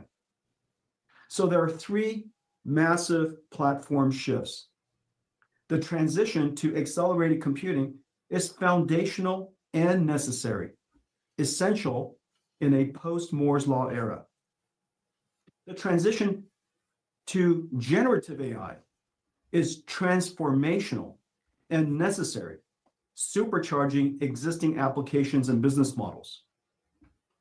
And the transition to agentic and physical AI will be revolutionary, giving rise to new applications, companies, products, and services.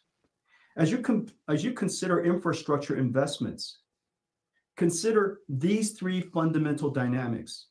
Each will contribute to infrastructure growth in the coming years.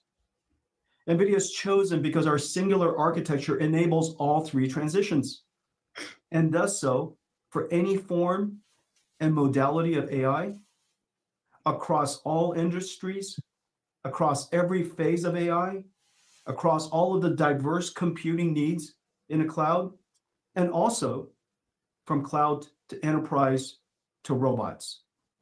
One architecture. Toshiya, back to you. We will now open the call for questions. Operator, would you please poll for questions? Thank you. At this time, I would like to remind everyone, in order to ask a question, press star, then the number 1 on your telephone keypad. We'll pause for just a moment to compile the Q&A roster. As a reminder, please limit yourself to 1 question. Thank you. Your first question comes from Joseph Moore with Morgan Stanley. Your line is open. Great, thank you. I wonder if you could update us. You talked about the 500 billion of revenue for Blackwell plus Rubin in 25 and 26 at GTC. At that time, you had talked about 150 billion of that already having been shipped. So as the quarter's wrapped up, are those still kind of the general parameters that there's 350 billion in the next kind of, 14 months or so? And, I would assume over that time, you haven't seen all the demand that there is. There's any possibility of upside to those numbers as we move forward?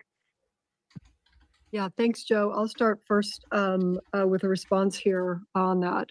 Yes, that's correct. We are working into our 500 billion forecast, and we are on track for that as we have finished some of the quarters, and now we have several quarters now in front of us to take us through the end of calendar year 26.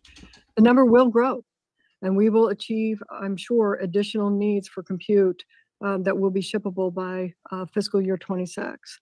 So we shipped 50 billion this quarter, but we would be not finished if we didn't say that we'll probably be taking more orders. For example, just even today, our announcements with KSA, and that agreement in itself is 400 to 600,000 more GPUs over 3 years. Anthropic is also net new. So there's definitely an opportunity for us to have more on top of the 500 billion that we announced.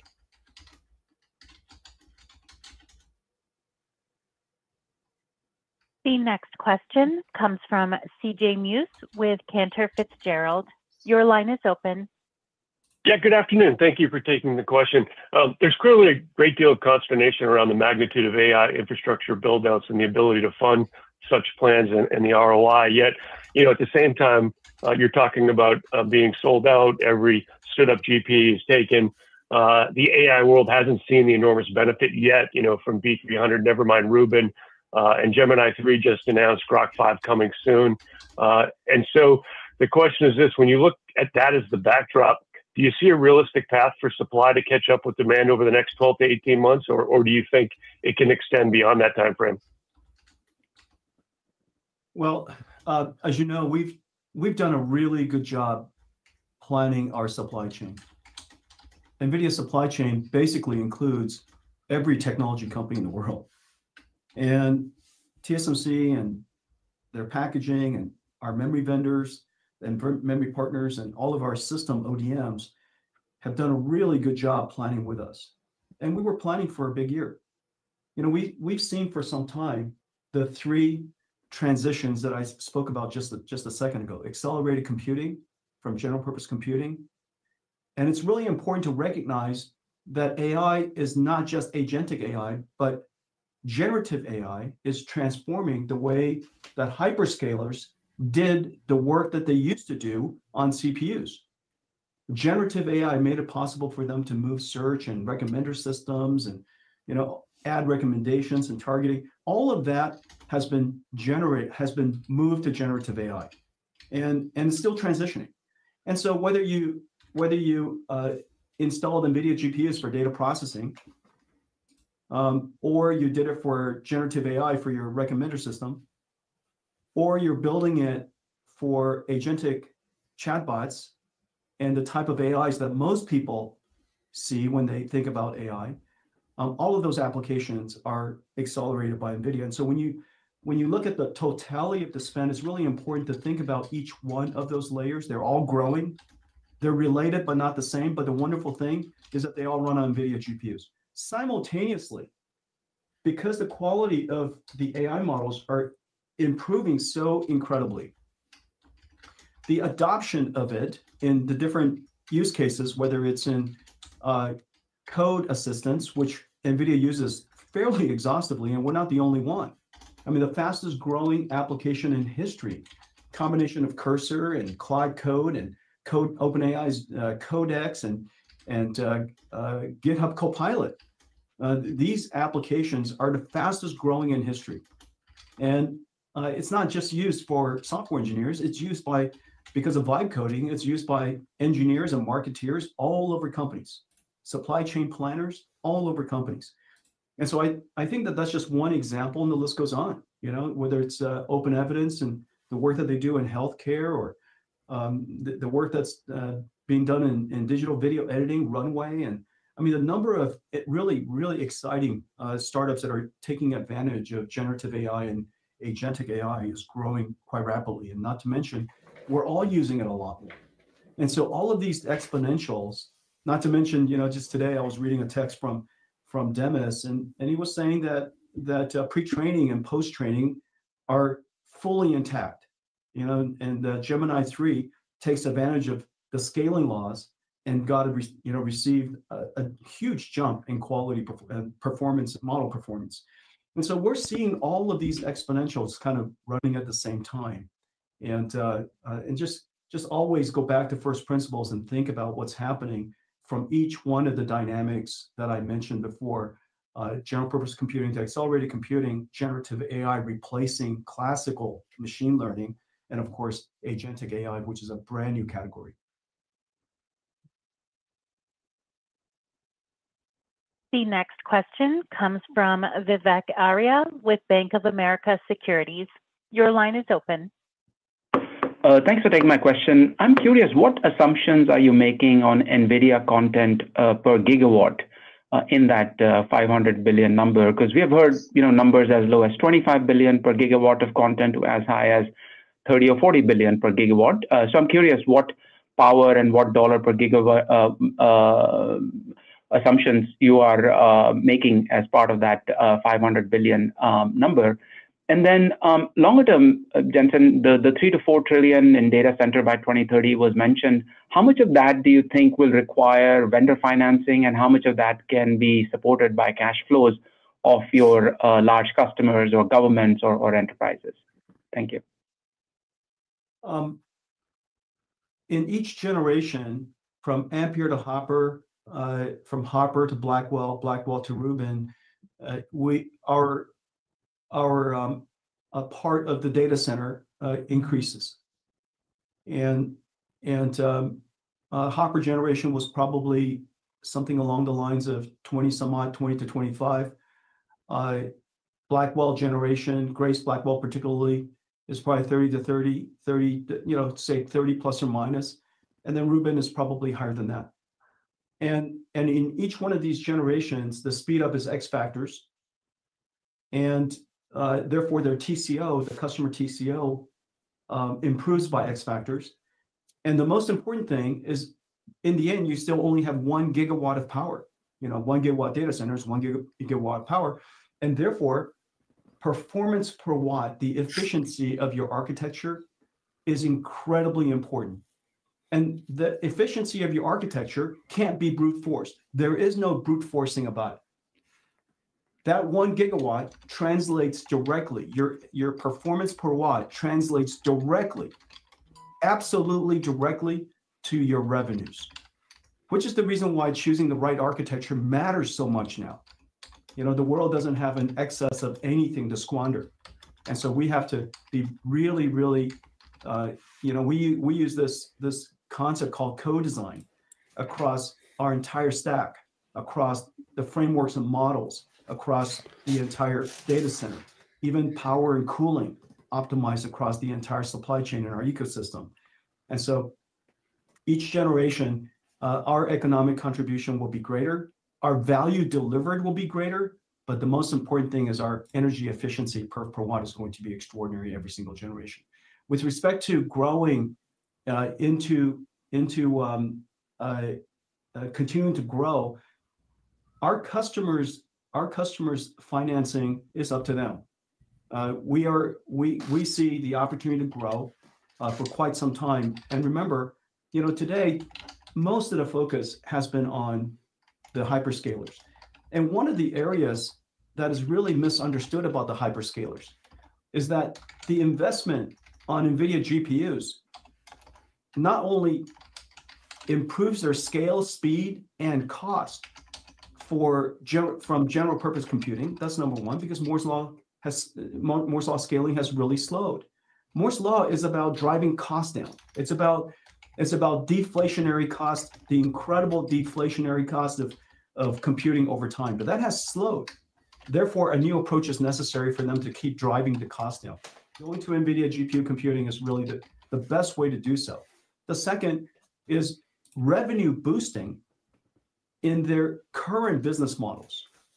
You know, recommender systems drive the world's hyperscalers. Every single, whether it's, you know, watching short form videos or recommending books or recommending the next item in your basket to recommending ads to recommending news to it's all about recommenders.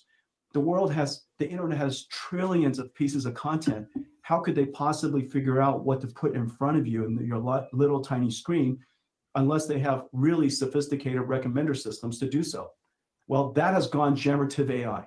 So the first two things that I've just said, hundreds of billions of dollars of CapEx is going to have to be invested, is fully cash flow funded. What is above it, therefore, is agentic AI. This is revenue, is net new consumption, but it's also net new applications. And some of the applications I mentioned before, but these new applications are also the fastest growing applications in history. Okay, so I think that you're going to see that once people start to appreciate what is actually happening under the water, if you will, from the simplistic view of what's happening to CapEx investment, recognizing there's these three dynamics. And then lastly, remember, we were just talking about the American CSPs. Each country will fund their own infrastructure. And you have multiple countries, you have multiple industries.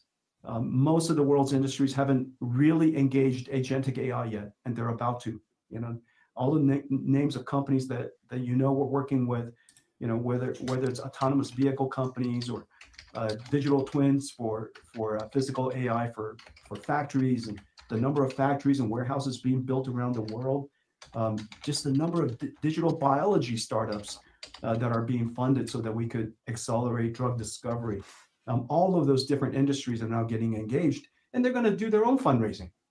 And so don't just look at the hyperscalers as a way to build out for the future. You got to look at the world. You got to look at all the different industries, and enterprise computing is going to fund their own industry.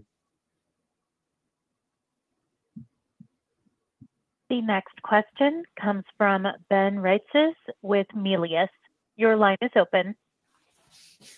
Hey, thanks a lot. Jensen, I wanted to ask you about cash. You know, speaking of $500 billion, you may generate about $500 billion in free cash flow over the next couple of years.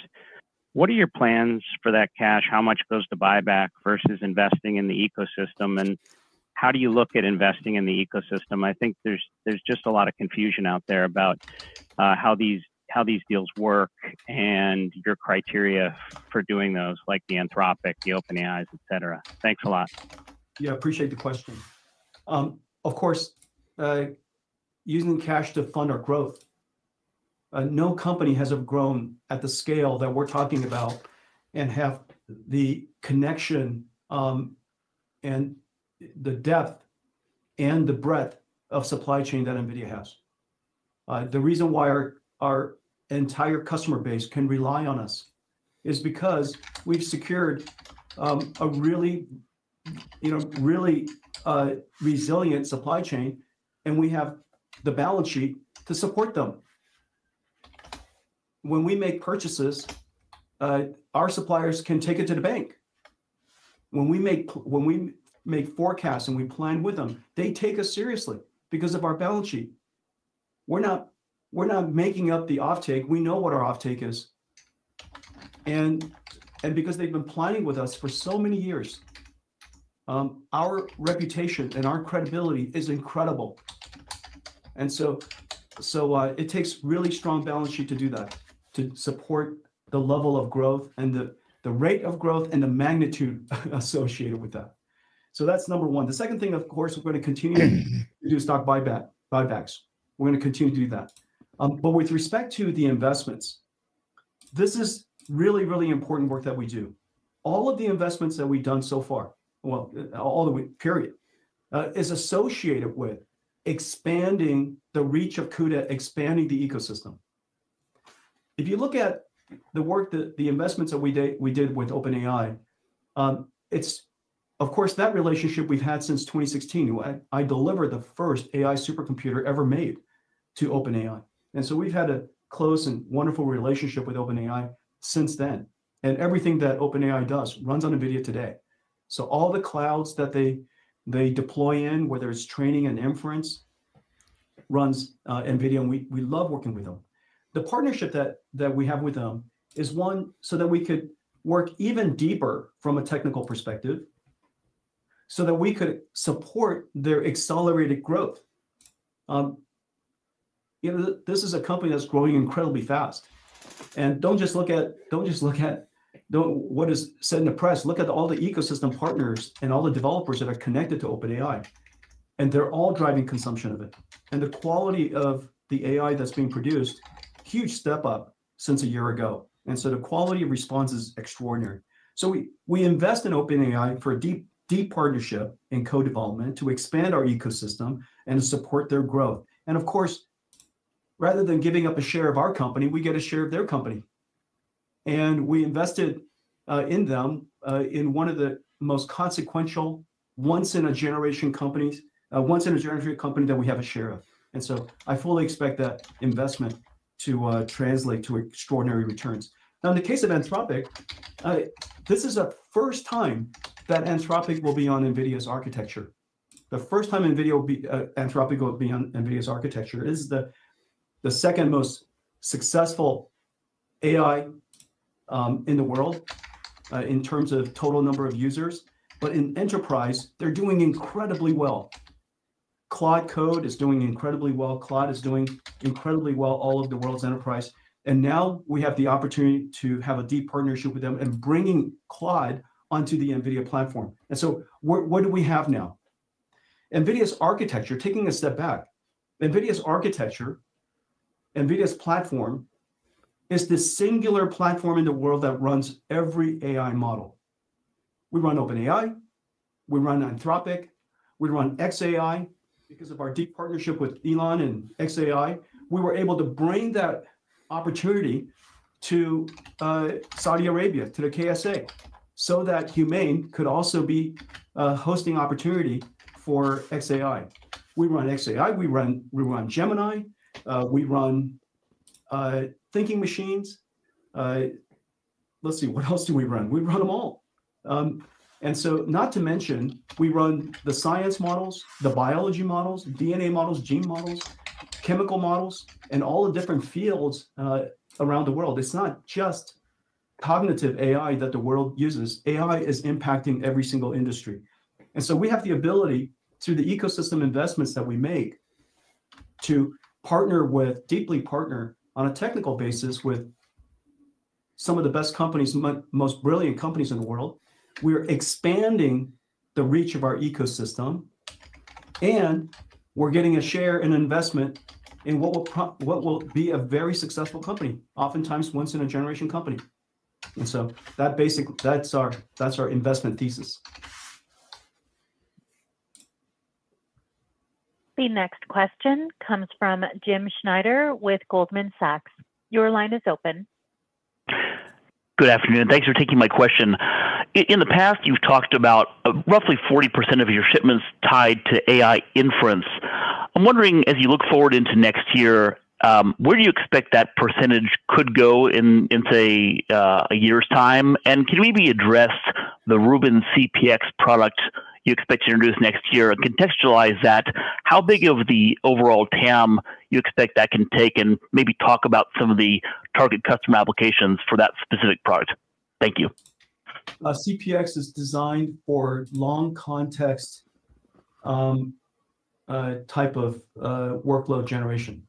And so long context, basically, before you start generating answers, you have to read a lot, basically, long context. And it could be a bunch of PDFs, it could be watching a bunch of videos, studying 3D images, so on and so forth. You have to absorb the context. And so CPX is designed for long context type of workloads. And its perf per dollar is excellent. Its perf per watt is excellent. And which made me forget the first part of the question. Inferencing. Oh, inference. Yeah, there are 3 scaling laws that are scaling at the same time. The first scaling law, called pre-training, continues to be very effective. And the second is post-training. Post-training basically has found incredible algorithms for improving an AI's ability to break a problem down and solve a problem step by step. And post-training is scaling exponentially. Basically, the more compute you apply to a model, the smarter it is, the more intelligent it is. And then the third is inference. Inference, because of chain of thought, because of reasoning capabilities, AIs are essentially reading, thinking before it answers.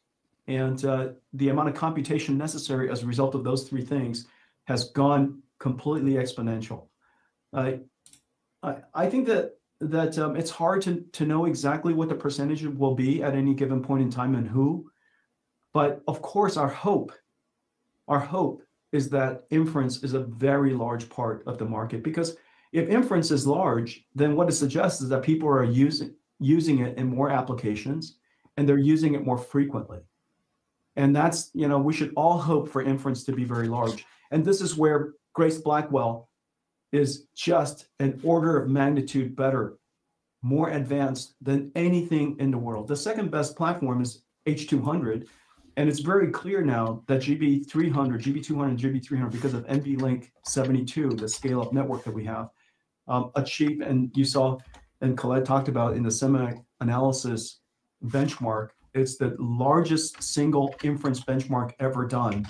And GB200, NVLink 72, is 10 to 15 times higher performance. And so that's a big step up. It's going to take a long time before somebody is able to take that on. And our leadership there is surely multi-year. Yeah. And so I'm hoping that inference becomes a very big deal. Our leadership in inference is extraordinary. The next question comes from Timothy Arcuri with UBS. Your line is open. Thanks a lot. Jensen, many of your customers are pursuing behind-the-meter power, but what's the single biggest bottleneck that worries you that could constrain your growth? Is it power, or maybe it's financing, or maybe it's something else like memory or even foundry? Thanks a lot. Well, these are all issues, and they're all constraints. And the reason for that, when you're growing at the rate that we are and the scale that we are, how could anything be easy? What Nvidia is doing obviously has never been done before. And we've created a whole new industry. On the one hand, we are transitioning computing from general purpose and classical or traditional computing to accelerated computing and AI. That's on the one hand. On the other hand, we created a whole new industry called AI factories. The idea that in order for software to run, you need these factories to generate every single token instead of retrieving information that was pre-created. And so I think this whole transition requires extraordinary scale. And all the way from the supply chain, of course, the supply chain, we have much better visibility and control over it because, obviously we're incredibly good at managing our supply chain. We have great partners that we've worked with for 33 years. And so the supply chain part of it, we're quite confident. Now, looking down our supply chain, we've now established partnerships with so many players in land and power and shell, and of course, financing. These things, none of these things are easy, but they're all tractable and they're all solvable things. And the most important thing that we have to do is do a good job planning. We plan up the supply chain, down the supply chain. We have established a whole lot of partners. And so we have a lot of routes to market, and very importantly, our architecture has to deliver the best value to the customers that we have. And so at this point, I'm very confident that NVIDIA's architecture is the best performance per TCO. It is the best performance per watt, and therefore for any amount of energy that is delivered, our architecture will drive the most revenues. And I think the increasing rate of our success I think that we're more successful this year at this point than we were last year at this point. You know, the number of customers coming to us and the number of platforms coming to us after they've explored others is increasing, not decreasing. And so I think I think all of that is just, you know, all the things that I've been telling you over the years are really coming true and or becoming evident. The next question comes from Stacy Raskin with Bernstein Research. Your line is open. Questions. Colette, I had some questions on margins. You said for next year you're working to hold them in the mid-70s. So I guess, first of all, what are the biggest cost increases? Is it just memory or is it something else? What are you doing to work toward that? Is it, how much is like, you know, cost optimizations versus pre-buys versus pricing? And then also, how should we think about OpEx growth next year, given the revenues seem likely to grow materially from where we're running right now?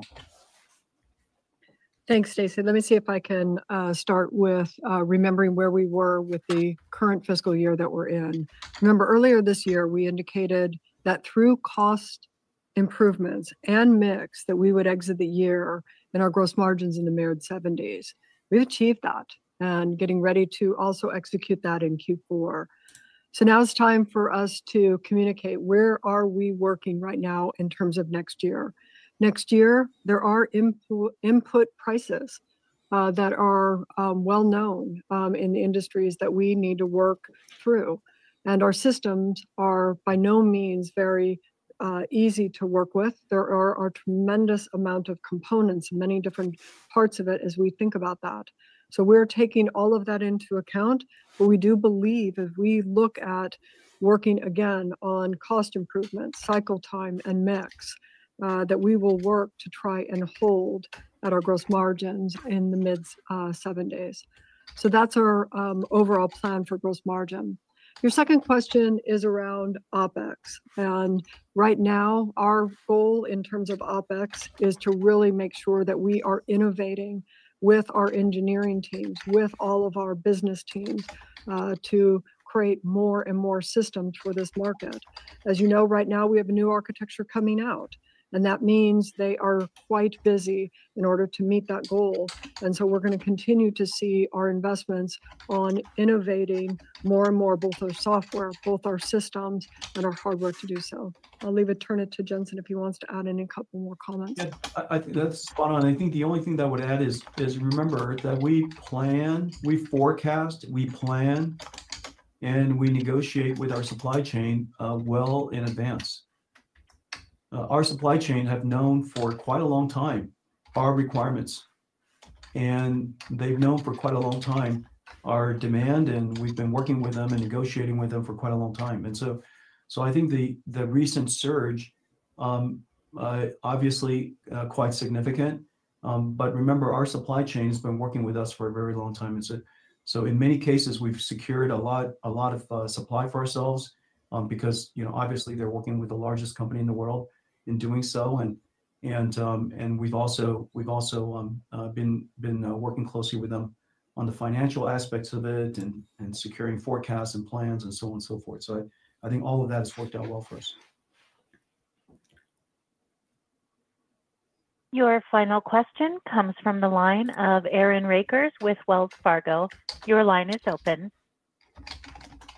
Yeah, thanks for taking the question.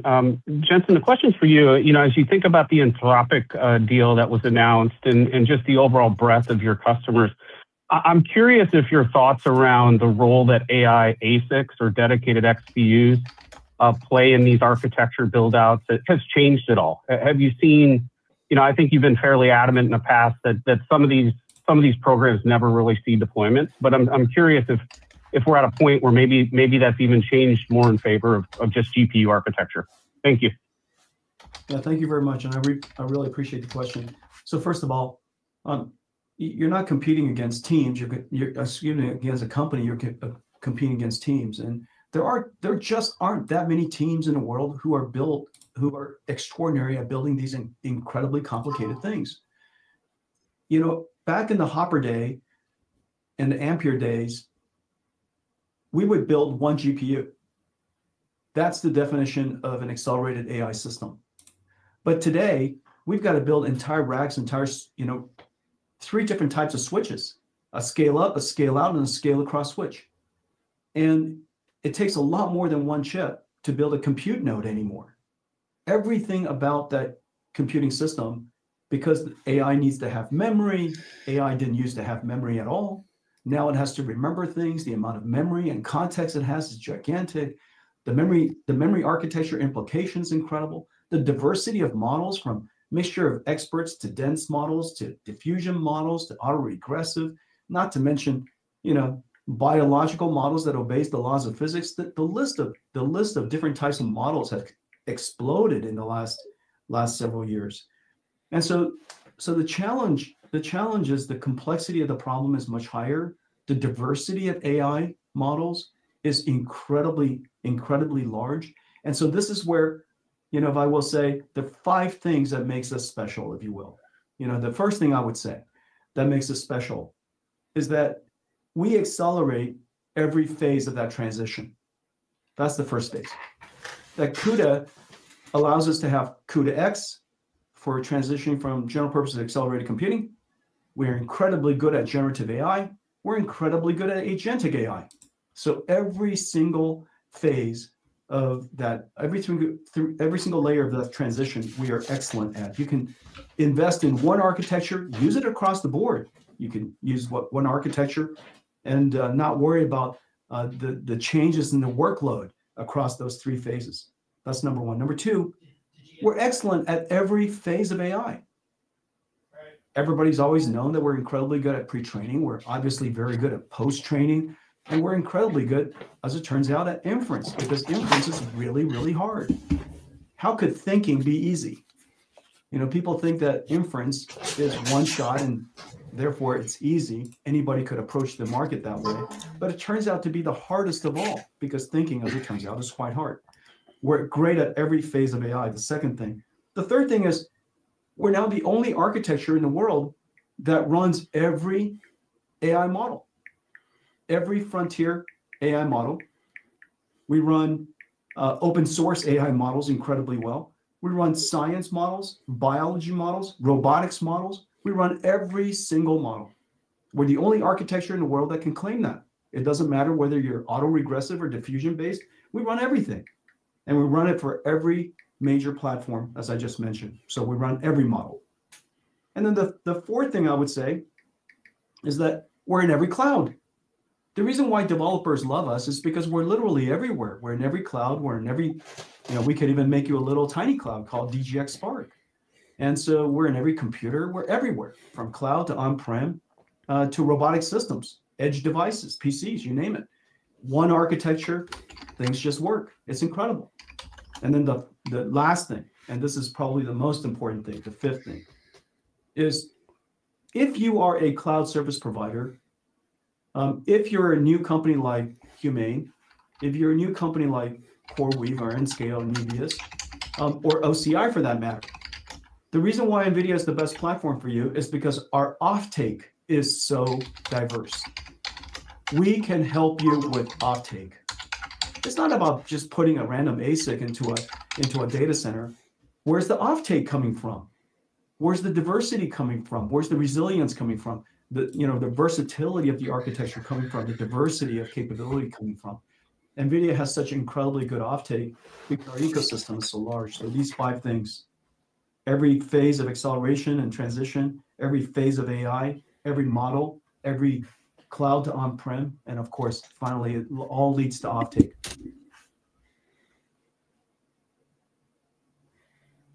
Thank you. I will now turn the call to Toshiya Hari for closing remarks.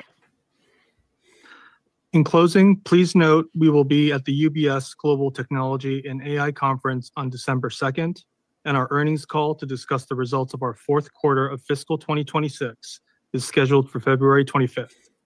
Thank you for joining us today. Operator, please go ahead and close the call. Thank you. This concludes today's conference call. You may now disconnect. All right. So We heard it from the horse's mouth, and the stock has held its stock price quite well. It's been trading up 4%. I, I I think the earnings were good. I didn't hear any tough questions. I would say that I think there was one question on financing, and it didn't really spur any concern there.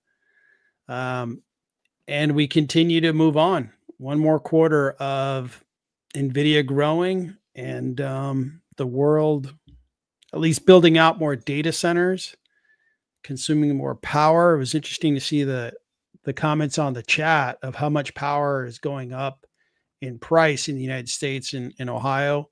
In California, at least we were told our prices were going up 13%. Luckily, we bought solar 3 years ago, so most of our power is provided by the solar panels. So we're good. But I did get an EV back in September, so I might be buying some of that more expensive power. I'm still left with, there's a little bit of disbelief in the whole AI space until it really does show itself up with consumers really adopting it and using it and in real life scenarios. I know we have some scenarios that I think the market, or I would say Nvidia and others, are trying to convince us are working. Like Salesforce.com has been talking about their agentic AI for 10 years. More recently, they renamed it. They have famous actors on commercials trying to get people to believe, hey, we have a business here. And so far, there's not a lot of believers. And other things like I think on Microsoft, they rolled out Copilot. I don't know if that's been hugely successful. So we'll see when it really becomes something that we are seeing in our daily lives and it really drives value. The whole concept of a robot, and I'd love to get your comments on it. I don't think I'm going to be getting a robot for our home anytime soon. It's kind of like, what would I use it for? And at work, at least my work, I don't see where we're going to be getting robots anytime soon. I get that factories that have hazardous jobs should have robots, but that's been around for 40 years. It's not something new. Your comments, Daryl? Yeah, I don't know. I think robotics are kind of be a big deal, and we might see them before my life ends. I think as far as the overall AI, I think when we're really going to start seeing some big shifts, and it won't be at the consumer level, but it's going to be in the medical discovery. It probably will be in like the legal area and can probably reduce some costs there. As soon as they get these large language models that are specifically tuned to specific industries, that's when I think we're going to start seeing some big breakthroughs. Yeah, I think the legal use case, I doubled down on that with you, but on the drug discovery and healthcare, I'm very cautious there because we have an FDA that has, I don't know, 80 to 100 years of successful, oversight over how you create drugs, how they affect people, you do animal testing. You have all these safeguards for a reason because you can theorize and say, hey, this drug is going to help people. And then you put it in, an animal and it kills the animal. You're like, whoa, what happened? It's like, yeah, surprised you. Thank God you didn't put it into a human. Now, I'm not going to be at the front of the line when they say, hey, we got this new drug that was completely created in the AI universe. I'll be like, I'll let a few people ahead of the line. And then a couple months later, ask them, hey, how did it go? And if they're like, yeah, everything was fine, then maybe I'll get a little more confidence. All kidding aside, when I hear comments like that, I get that, it should free up some of the research. Maybe some of the research is very content intensive, so it should help. Got that. but I'm not in agreement that we're going to revolutionize the drug discovery process. It's still going to be human beings making those key decisions, the art of making pharmaceuticals. You still have these talented scientists that are going to be creating, the next drug that's going to, they're doing great things with cancers. I own a couple of stocks of companies that are doing fantastic jobs. That's not going away soon. Maybe in 20 years, yeah, but I don't invest to have, a positive outcome in 20 years. I've got my eye on companies, and I want to see results, positive results over the next 12 months. And I want to see my businesses that I own, constructing businesses, are going to be worth a lot more. I'm not an Oklo investor. I think they have a big idea. It may work in 3 years, but it's just too risky for me to put money in and then find out, hey, you're a big winner 3 years from now, or hey, you're a big loser in 3 years. No, thanks. I'll leave that up to somebody else. All right. So anything else, sir? Stock price is rising. Looks like they made it through their earnings call. I didn't hear any tough questions, so there wasn't any critical point on the call. Nothing was said that made, people concerned, like, oh no, there's a concern in the AI build out.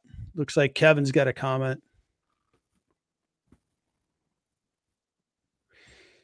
So you're all mandated to use AI. Look at that. 4th largest bank. All right. Well, hopefully it's helpful in doing your job. Where I work, we do have AI available to us. It's at times useful. Most of the time it's a couple of minutes that were wasted because I ask a question. I'm like, that's not what I needed. So then I go do it the way that I was going to do it to begin with. But I could see it getting better and better. I hope it does. And thanks for sharing that. That's a real life example. Businesses saying, hey, use AI because we want to see efficiency gains. Totally get it. All right. So we got 5,327 people on our stream. It's most definitely the best stream we've had to this point. Nvidia is a big name and very interesting. Anything else we want to go further on with Nvidia, Daryl? I don't think I have anything else, Victor. I think I've pretty much covered everything that I had noted. Okay. Coming into the call. So I don't have anything else to add, but there were a couple stocks that people brought up. If you wouldn't mind, I don't know if you have a time crunch. Yeah, at this go point. ahead. Maybe we can go another 10, 15 minutes just to cover a couple of stocks that people brought up. And the first one being is Palo Alto. Did they announce today? Yeah, they announced they're selling off. Looks like Palo Alto, of course, is cybersecurity. And we had a big outage, Cloudflare. Were you affected by that yesterday? Yes, I was. Oh, man. Stock Analysis, the website, that's exactly. a Cloudflare customer. Yep, exactly. So what happened over at Palo Alto that's causing the stock to sell off? Well, revenue was good. Well, this may not be the most current. It doesn't look like it's the most current. So I'm going to have to go to. So they're going to buy a company. Earnings failed to wow. So they top expectations, but the stock slipped. Isn't that interesting? So our friends at Nvidia topped expectations, look great. Their stock rose. These guys, according to the headline, they also did well. Earnings were 93 cents versus 89 that were expected. Revenue topped. Not sure why they would be selling off. I would think they should be going up. I'm not a Palo Alto stock investor. I own Fortinet, and that's the one that I'm decided to buy. Now, the revenue has been, from a percentage standpoint, it's looking like the percentage has been coming down. I'm not seeing the most recent quarter, but the revenue has been good. And this stock for a while was really going up in price, and it has a really nice stock chart. So I'm a little unsure why the stock would be selling off. The news is good. Do you have any charts on Palo Alto? Yep. So some of the warning signs here is you see a high here on the 19th of September. It pulled back. It ran up to a new high to 217. Pulled back, ran up to a new high. And one of the concerns is on this February 19th peak, you hit an RSI of about 77. You pulled back, and on the next high, you had an RSI that was lower than this peak. You pulled back, ran up to a new high, and the momentum is even lower than this one. So what you end up with is a negative divergence where you have prices going up and momentum going down. That's usually a warning sign, and it finally came into play here on the 12th and has been down every single day except one since that date. I do see a support level here that's already been broken. Even the 20-day moving average is breaking down below that level. So we would have to come down to about right here, might be the next support level, which also happens, of course. And what I'm doing is I'm putting my cursors and I'm trying to hit as many points where it saw some support at that level. And that's about right there. I could put an auto resistance line so it'll stay there while I'm moving around. So, but it ends up being about right there. So you can see that it came up and tested it as resistance. It was resistance here, came down and got some little bit of support there, broke above it. This is my next level of support, which also happens to correspond right to about the 200-day moving average. The accumulation distribution has been in distribution since this peak, and the money flow is getting ready to move into negative territory. So it looks like they have some weakness ahead of them. I am looking for about 192, 193 would be their support level. Interesting. And when I look at the valuation for Palo Alto, I've got a discounted stock on my hands. It's based on the free cash flows that they're going to generate in the future, discounting those cash flows to the net present value of today, and then looking at the earnings per share, doing the same thing. I've got a 9% discount available. Now, that's not a giant discount, so it's close to fair value.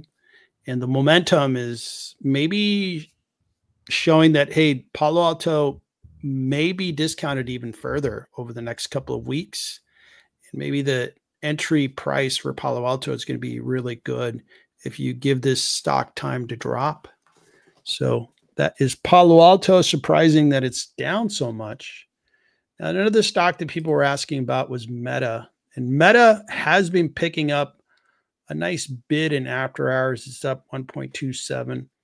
Ever since they announced their earnings and said, hey, we're spending a lot of money on the data center. We're going to spend $75 billion. And the Meta earnings call, there were more concerning questions.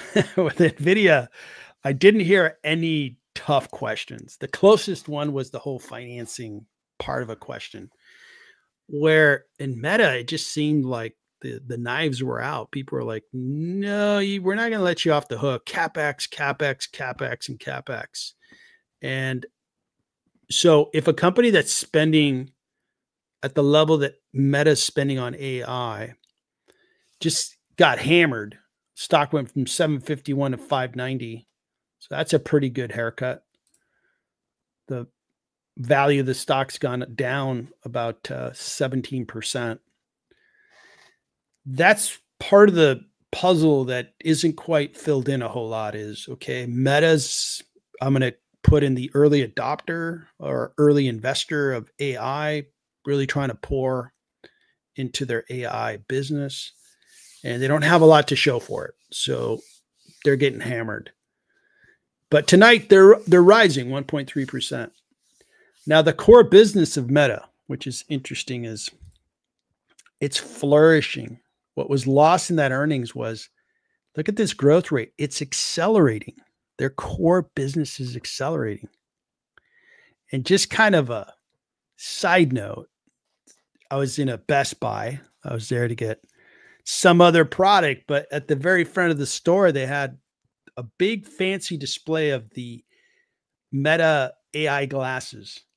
And this thing was pretty big. It was like, I don't know, 100 square feet, maybe 80 square feet within the store, right at the front. So I asked the person there, he had a line in front of him. So I tried to be brief. Have these glasses been successful? He's like, oh, and then some. We're completely sold out. You need to go on a wait list. These are $800 a piece. And it allows you to use these glasses, you know, kind of in a pretty sophisticated way. For example, somebody could be speaking to you and then you have a screen on one of your lenses that's basically interpreting what the person's saying. I was impressed with that.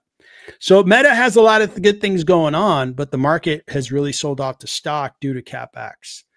So if that type of punishment is going to be applied to businesses that spend on CapEx without showing, you know, promise, I think it's interesting to show that there's two sides to this market. The market loves the companies that are selling into the data center and making lots of money, but the market is abusing the companies that are trying to use the AI paradigm to improve their businesses and so forth. Now, this stock is rising in after hours. I think the earnings, what's lost is the great growth, great gross margins. I think Meta's nicely discounted. I bought more shares. I've been buying more shares. I own a lot of shares of Meta, and second biggest position. Now number one is Google Alphabet because that stock's risen. And this one here has become a nice opportunity. Meta stock, in my opinion, is nicely discounted now. The momentum is down. I'd love to hear your thoughts on Meta. I think your segment's going to be interesting to watch. I think Meta's discounted by 33% because they just drive so much profit and cash flow and they're growing. All these things are good. But what was lost in the wash was all that good news because the analysts really attacked Meta around CapEx in their earnings call. Can you show us the charts on Meta? And what are you seeing? What are you expecting out of this stock? So I annotated this chart probably 2 or 3 weeks ago. So we had this upper auto support resistance line, which was tested, was a high here. So that became a point of resistance at that point. It was tested in July of this year. They rose above that. They came down and tested that line several times. The end of August, beginning of September, rose up, dropped down below it. So then it became a resistance line once more. And they did break above it for 3 days and then the news. And then 2 weeks ago, I put these two lines there. And so we were probably on this date, right where my mouse is, if you can see that. That's when I drew that line where I thought it would be, and that's based on support and resistance from many points in the past. And you can see that it's drifted down to that almost to the dollar. So that'll be a little bit of support. If it fails to find support there, then my next level of support will be around 525, 526. Because of this big sell-off, the 200-day has already started to roll over. So the momentum is to the downside. The 50-day rolled over probably beginning of October. So that started giving us a warning signal about the beginning of October. The 20-day moving average, 21-day EMA is downward, crossed below the 200 at this point. And then one other concerning thing that I saw here is you have these peaks in price. Notice those peaks in price. Mhm. We got to an RSI that was almost oversold. It came down and touched the 40, but it failed to rise back above the 60 level on the RSI. So it rose to 60, failed to go up to at least the same level as prior. So that did not really support this peak price here. Then it started pulling back and it did not get support at the 40 RSI. Notice the previous two times it had support at the 40 RSI. This time it failed. So it broke and almost went into oversold territory. Did finally break out above it and once again failed to get above 60. So these were two warning signals here. Then when it finally happened, we are in really oversold territory at the moment, but it's been that way since the end of October. So I don't know how hopeful I am that it maintains this support here. I don't see anything trying to curl over. Not even the 5-day moving average is curling yet. So I would not be surprised to see this next level of support come into play. Wow. And it's going to test the lows that it made in April. Yep. Jeez. Yeah, I think it's an interesting stock because of how the market's treating it. And I've seen the market treat other stocks similarly. They had really good earnings. Palo Alto. We just looked at Palo Alto. It's like, whoa, that looks pretty darn good. Why isn't the market buying into that success? Right? They grew their revenue. They're profitable. So this market's a little bit finicky. Sometimes it loves something and it hates something that's similar. So I can tell you, I'm also looking at Meta right now. It doesn't really fit into my investment scenario, but I know it's undervalued at the moment. So what I'm looking for to actually enter this is I'm waiting. This 5-day moving average is still pointing downward. It hadn't even tried to level out yet. So what I would do for me personally is I'm going to wait for that to curve over a little bit. And then I'm going to set a very tight stop on it. If when I buy in, I'm going to set a very tight stop because I don't want it to break down back down through here. So that's what I'm waiting for. I'm waiting for that 5-day to start turning over a little bit. excellent. Thank you, Daryl. All right, let's check on two more stocks and then we're done. I know we're working a little late, a little overtime, double pay for overtime. Interactive Brokers has been having a good run. And looking at their year to date, this has been a good stock. The brokerage stocks, Robinhood, Interactive Brokers, Charles Schwab, they've been doing really well. This one here, Interactive Brokers, look at that, 46%. Looking at the 5-year, who doesn't like this stock? Looks great. And they've been having a good run. Now, this stock, it has very good performance, good fundamentals, very good growth on top line. We look at their top line growth, it looks good.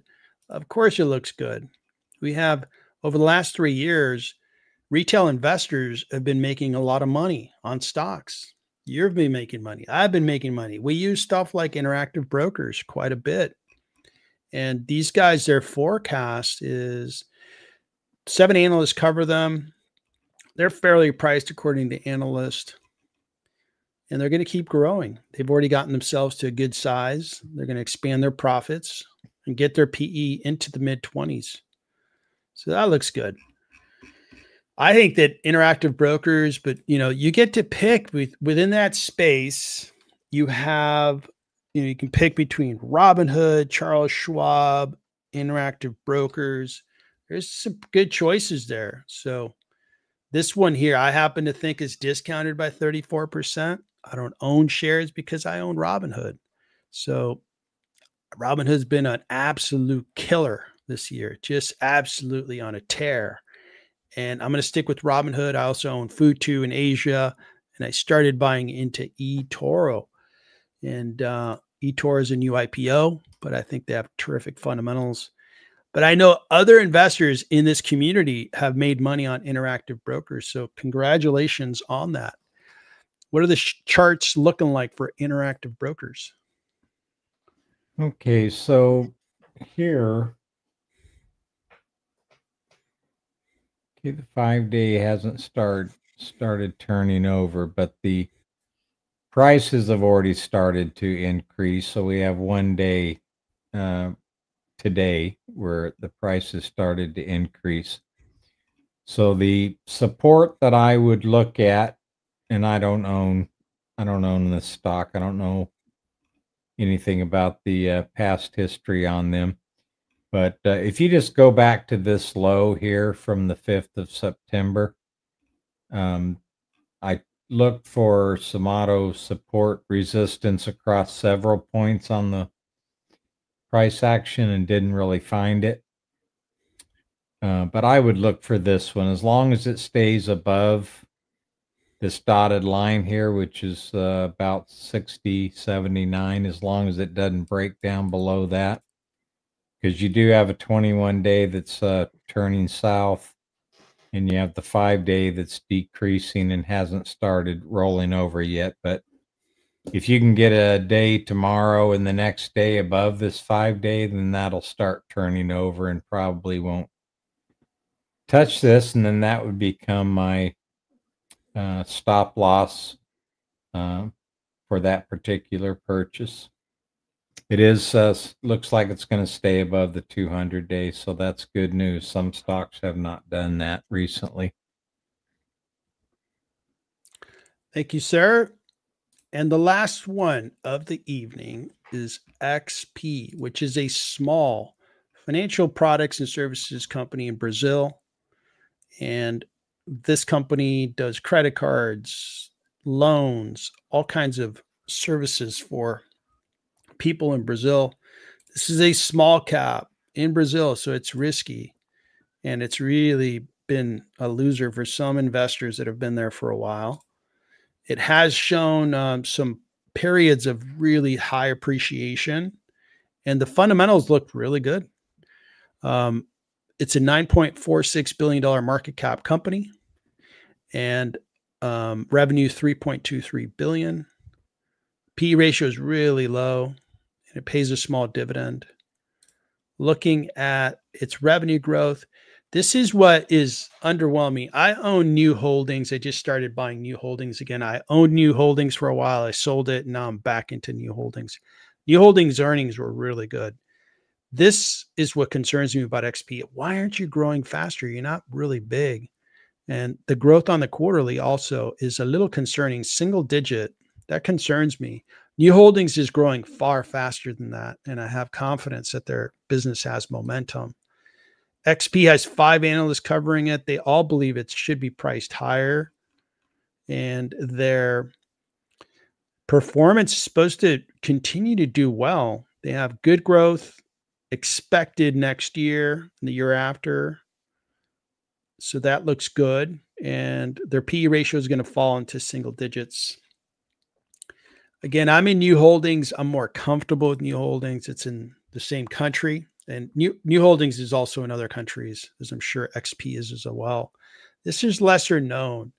And that's a part of my concern is sometimes these small caps that not a lot of investors know about, they just don't perform all that great. So let me see if I can find XP's valuation. I'd had it here a minute ago.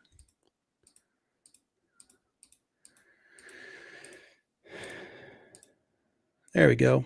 And this is wildly discounted, but it's because it's not a highly recognized name. It's a hard stock to establish momentum on. Looks like Howard Marks, a famous investor, bought into XP and new holdings. That's interesting. Maybe he's going to move the stock a bit. But for me, I'm going to stay out of XP. I'm going to keep buying into new holdings, and I'll be a happy camper there. Any thoughts on XP? Is that a stock that you have any charts on? Yep. So I drew this while you were talking. I've gone back 5 years, and I found this peak here. And I drew a trend line across there. Look how many times it's been tested as resistance. 1, 2, 3, 4, 5, 6. It cannot seem to break above that trend line. So that's nearly 2.5 years worth of data. And then a much shorter time frame where we have an upward trend is basically from January of this year, and it has found support there at least 3 times. It is trading at the upper end of this channel. I'm going to go back to just 1 year now that you see where I have the lines drawn. The 21-day has been moving higher and starting to roll over. The 5-day already has, after testing this downward trend line, as resistance. So it is on a downward trajectory at the moment. So this upward trend line is probably going to come into play here at some point. The RSI is finding a little bit of leveling out here right below 50. So that's in bearish territory. We did move into bullish territory on the PPO, but one thing that concerns me is this bearish crossover right here. So even though we're in bullish territory, we are getting a bearish crossover at the moment. The accumulation has been on a downtrend as well. So it's been in decumulation since the peak back May 19th or so. So that's what I'm seeing with the charts. It's looking like it's going to find some lower prices here pretty soon. Okay. Thank you, sir. Great job today. And just to put a final bow on an awesome stream, thanks everybody for tuning in and making us a part of today, which is Nvidia earnings day.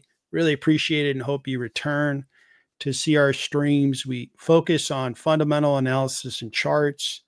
We do the big names for watch parties, as well as we tend to stream in the morning, 9 a.m. Eastern.